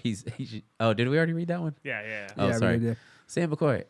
You feel bad for the other actors, hence Roseanne reboot. Yeah, that was. Yeah. Yeah, that's. I didn't understand that. How you gonna reboot it without her? It Well, was. no, Well, they She was kicked in her out it. like Yeah, a they week. kicked her They out, kicked her yeah. out Like a after week. 3 or 4 episodes, they were like, "Bitch, you took sleeping pills and tweeted racist stuff or Yeah. whatever the fuck Yeah, it no was." shit. Everybody should expect to be fired for some shit like that. Yeah. What else? Oh, Ben Affleck was bad. What's next? Matt Damon as Robin, I guess he would just say. I mean, I'm fine with that. Could you imagine a Robin movie and they're like, Robin is Matt Damon? And you're just like, what the fuck? Damn, Brian, you're going to be hired as a writer with that talk. Gross. What talk? I don't know. Maybe was he bringing up the? Was it the poop talk? Smash the penis. The Might have large been the penis? poop talk. Oh, the poop talk. Yeah. You were the large penis. Yeah. I was poop. Large penis poop. All right, we got one more topic, and it's going to be us shitting all over something. Speaking of that, the writing talk. That. Anyways, Velma topples Dragon Ball A lot of poop. Evolution's record of IMDb's worst audience score. I didn't see that headline. That hurts. Yeah, That hurts. So for them to make a Dragon Ball movie so bad back in the day, it's like we never thought we'd ever see anything worse. I never watched it. But it turns out Velma is getting reviews saying it's one of the worst things to ever happen. I didn't get to watch it. I had no interest in watching it. As a Scooby-Doo fan, I watched the trailer and was like, what the fuck is this? But Toby, he watched a couple episodes. I did, unfortunately. Thank you for your service. Yeah. The first 2 episodes are streaming right now, and I think they're going to drop the next 2 this Friday or so. Right. The first 2 episodes. Here's my honest review. I think that they shouldn't have tried to attach the Scooby-Doo IP to this thing. I think they should have pulled a Venture Brothers and made it, because Venture Brothers, if you've ever watched that show, feels like Johnny Quest, feels like several different IPs. They should have done that with this, and it would have been fine. But the fact that they tried to tie it to a Scooby-Doo property, none of the characters have any of the qualities of the original Scooby-Doo gang. And look, I'm the kind of person that loves some change. Like, give me something different. Give me whatever, and like, give me a new story. This story makes every fucking character unlikable to the worst degree. Fred, and look, spoiler. Fred is an asshole. No one likes it. Like, he's a rich white kid that has everything handed to him. Like, he can't even cut his own food. He says, "Cutties, give me cutties," when he wants his food cut. Velma, like, it's just like every character is so unlikable. Well, it's at the same time though, like, if you take away what we all know characters for, it doesn't make them the same character. No. Like, if I was like, yo, check out this drawing I did of Sub-Zero. Why has he got a spear in his hand? Well, my version of Sub-Zero has a spear. He doesn't freeze people. Everybody's going to be pissed. So whenever you're like, you're pushing all of these different agendas, I guess. That's exactly what's happening here. And just replacing each one with a Scooby-Doo character. I'm guessing they had this idea for a show, and then they were like, you know what? That kind of sounds like Scooby-Doo. And you're like, oh yeah, I bet we could fucking flip it into a Scooby-Doo kind of show. And then that would be like the IP that pushes the show, and everyone's going to love it. And no one loves it. It's like, I just feel like it just doesn't have any heart. Like, it is fucking cold. I was slightly bringing this up earlier, and I was like, I'm going to shut up, and I'll save it for the show. And here's what I think is going to happen. I know that there was an outcry that Scooby's not actually in the show, right? Yeah, Everybody that was is a like, "Oh problem. my god!" And that's the intellectual property of taking Scooby's name and this Scooby Doo Right. show and a theme, and it's a Scooby thing, but no Scooby, right? It's supposed to be a prequel. Let me add that in there. I was gonna lead with that and say, hey, like the writing on the wall is Scooby's probably gonna come in second season. Like, let's be real. I highly doubt they're keeping the Scooby name without some sort of introduction of Scooby. Well, it's Velma. It's supposed to be Velma. True, the show. but I also it was a Scooby's Tale Velma, right, or something like that.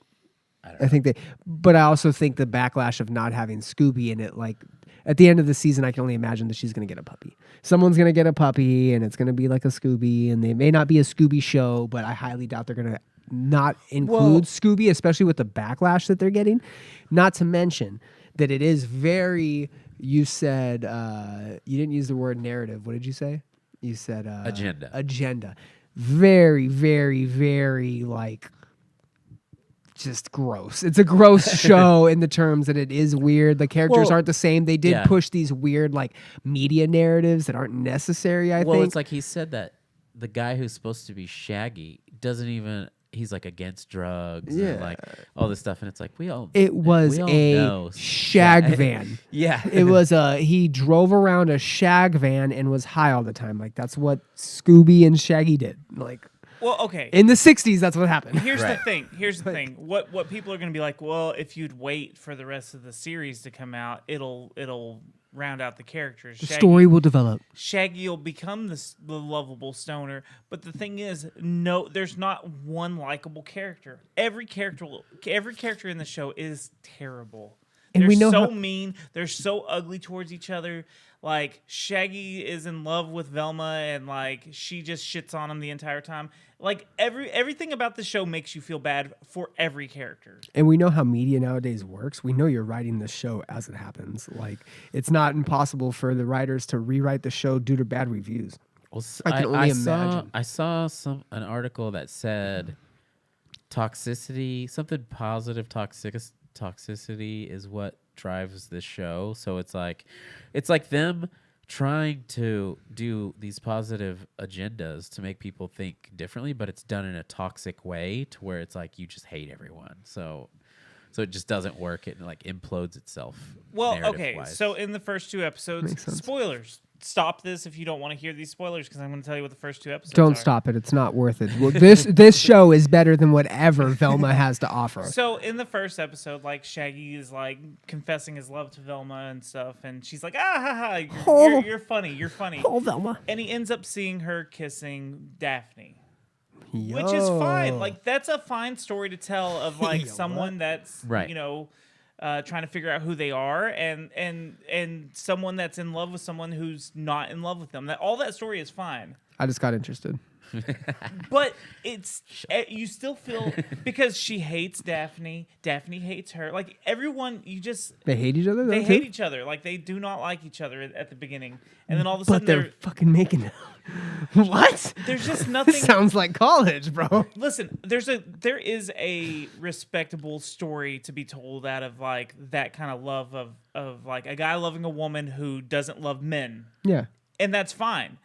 It's just that all the fucking characters are so fucking terrible. They're Yeah. so fucking mean. You can't like I hate every character. Well, you can't do that with a Scooby Doo show because it's a super positive show. You know what I Right. mean? Like, Hey, gang, we're all yeah, together. Yeah, they're supposed to We're be friends. friends. They're supposed to be best Yes. friends. And you none know? of them are. Every one of them hate each other. They're all accusing each other of this murder that's happening at their school. And it's an actual murder. There's multiple murders that are happening that everyone's getting framed for. Maybe It's- this is how it's they not a become guy- friends. it's not a guy the in a origin mask. story. Again, like look, I know everyone's gonna say, wait until you see how it develops. I don't know if anyone's gonna say that because it Yeah, has I the hear people lowest hating it, yeah. score of all time on IMDb. Listen. Audience score is usually the high one too. They better change it quick because it is not something fun to watch. It's not. Mindy, it's been a good run. Mindy Kaling, listen, I'm a fan. Listen, girl, I'm a fan. I love you. You're cute. You're funny on The Office. But sometimes the shtick just gets old. Anyways, yeah. I don't want to research this any further, but but yeah. Wait, hold on.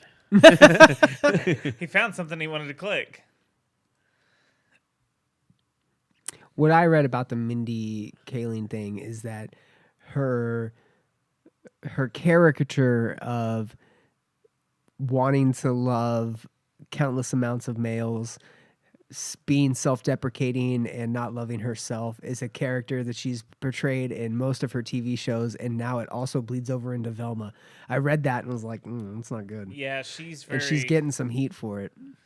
She's very... Especially after the... Look, like, she almost has like a Wednesday quality of her, like where she doesn't want people talking to her and she doesn't want to have friends. And Right. she has that quality, but it's not likable like the Wednesday character. You're saying Velma has that, or the actual Velma. Mindy No. Kaling? Velma's character Okay. has that same. Like, I was about to say, you know, Mindy personally, and people hate her. No. Oh shit! No, she just has that like, I don't have friends. I don't want friends. I don't need friends. yeah. And that's her whole character. And that's why it's like, okay, well, I don't like you because you don't want these things. Wednesday was a different case because she's like, I don't want these things. But you could tell that she liked, you know, the roommate and stuff. Does that make sense? Yeah, I know what you mean. Like, it's just... Even Wednesday's character, who is unsocial and wants to push everyone away, secretly wants to be friends with everybody. Right. And stuff like that. So... Yeah. Yeah, that's probably why that, you know, whoever that article said it was like a toxic show, because it's like, it doesn't teach you anything. They're just all toxic, crazy people that fucking hate each other. So when I see a Scooby-Doo show, I want the gang. Yeah. They're a bunch of friends. Yeah. They want to solve crime together. Even the movies that James Gunn wrote were fucking badass Scooby-Doo movies. Like, I loved those movies. And they were dysfunctional in that. But They they were. came back to being friends. Right. Like, they were mad at each other, and they still came back to, like, do the thing that they do best. right. This So, is just, like, them all hating each other and just being fucking terrible human beings. yeah. So, and I love Velma as a character. She's always been, like, the secret hot girl to me. So... Never mind, I was saying. There's a lot of porn with Velma. I'm just saying. I mean, I'm single. I can say that, I guess. Yeah. I mean, yeah, the show she's making out with fucking homegirl. No, I'm intrigued. There's lots of porn of that, too. But Is yeah, there in the actual Velma show? I don't know. But guys, one last comment. Poop talk. That's what he was talking about, Brian. Yeah. Do we want to give a chance for everyone to ask any questions? Like any I mean, fan there's- questions. I like it. Yeah, Fan this- questions. while we kind of plug stuff, you know, if you got any questions, Yeah, try to fit them in here in the last couple minutes if you have any We're at questions 2.5 for us. hours. 2 hours and 39 minutes. hey, we are. this is a Yeah. short Good show shit. Yeah, this is- comparatively. Yeah, it is. I like it though. Good flow. Very good flow today. Yeah, And that is not because Fuzz is not here. Fuzz, we miss you. We love you, Fuzz. And despite having a last minute little schedule change with us and a little bit of a shift to the show, this is a great show. I Yeah. really enjoyed it. But yeah, give your plug, Brian. I have a plug. Yeah, go ahead. Oh, for like closing out? Yeah, Yeah, yeah. you can catch. your butt plug. drug Well, I plug. thought we were doing like questions and stuff. Well, I'm if sorry. they If they If get you them in pop there. up, they right. pop up. Yeah. Hey, so I was glad, good to be back. Missed you guys for sure. Glad that I got to come and hang out with you guys. Thank you guys for tuning into the show. You can find me at Of Brian of Death on my personal Instagram and Twitter. And my podcast, the Common Chaos Podcast, has several new shows since the last time that I've been on this one. So I think you can catch episode 100, which was a milestone episode for me. And then I've got an episode with my friend Knives. And I've got a couple episodes with my friend Trent. So you can check all of that out on commonchaos.net or The Common Chaos on Instagram and Twitter. And you can find that wherever podcasts are found. I didn't do that. That was not me. It was the ghost of me. Yes. And yeah, you can find that wherever podcasts are at, The Common Chaos Podcast. Thanks. Toby. Yo, hey. I'm Toby. You've been listening to me for 2.5 hours. So look, I do a retro video game podcast called the Secret Levels Podcast. We go over one game per episode. We go over the history, the story, the gameplay, some fun facts, and then we rate it at the end on if you should play it or not. So lots of fun, lots of dick jokes. Secret Levels Podcast on all the major podcasting platforms. You can go to badsecretmedia.com to find all the stuff I'm attached to, if some past projects. Even this project has a little link and a page and all that good stuff on badsecretmedia.com. You can follow me on Instagram and Twitter at Toby Von Doom. And you can see all the shenanigans I'm up to. And yeah. It's sexy when you talk like that. I know. I thought you were coming at me with some extra sexy, dude. I thought you were about to start saying dirty shit. Yeah. Hey, ladies. That's Toby Von Doom. Your boy's single. What's up? You know me. It's your boy Rickshaw. Your boy. If you want to check out the band project I've been working on, go check out Phantom Figures with an F-A-N-T-O-M Figures. We have a Spotify. We have a Facebook. All sorts of stuff. We do little teasers of what we've been working on. I'm sure there'll be a song out by at least summer. Also, Nerding Out with Rickshaw. Thanks for coming. This is my other passion.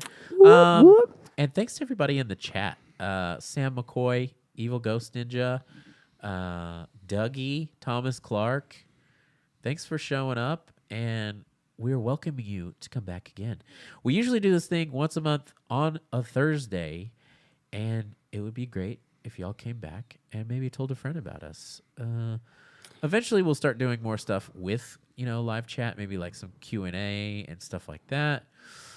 Who's going to check it out, Toby? Hey, I appreciate that, Sam. I've got to just say, also tune in to like the clip shows that we put up. Tune in to all the shorts that we do. You guys get like the segments broken up into different little clips. So check those out, because a lot of times the funny stuff gets lost in the long format. Look, there's all kinds of social media for the show. There's Twitter, Instagram. There's a TikTok. Follow all this stuff so you can get the little clips of stuff. We clip a bunch of stuff throughout the month, and until we can do the next live show. And yeah, just look up Nerding Out with Rickshaw. You'll find it. All the handles are slightly different, so it's kind of complicated. But just look up Nerding Out with Rickshaw. Well, it's because everybody's like all over the internet just taking up all the fucking names to everything. You could like come up with your own fucking. You're like, my podcast is the bend over, bitch. It's gonna take it real well. Just get some lube, and then like you're like, wow, three people have this already. You're like, I have to be 04. You're like, Hey, listen, if you snooze, you lose. Facts. But Facts. also, if you want to look up my personal Instagram, I'm going to start working on that a little more because I fucking neglect it. It's I Hate Ghosts. So, but yeah, I hope to see you guys next time on the chat. We do a lot of other stuff, but Toby told me the one thing that he wants to see eventually is that chat just blowing up.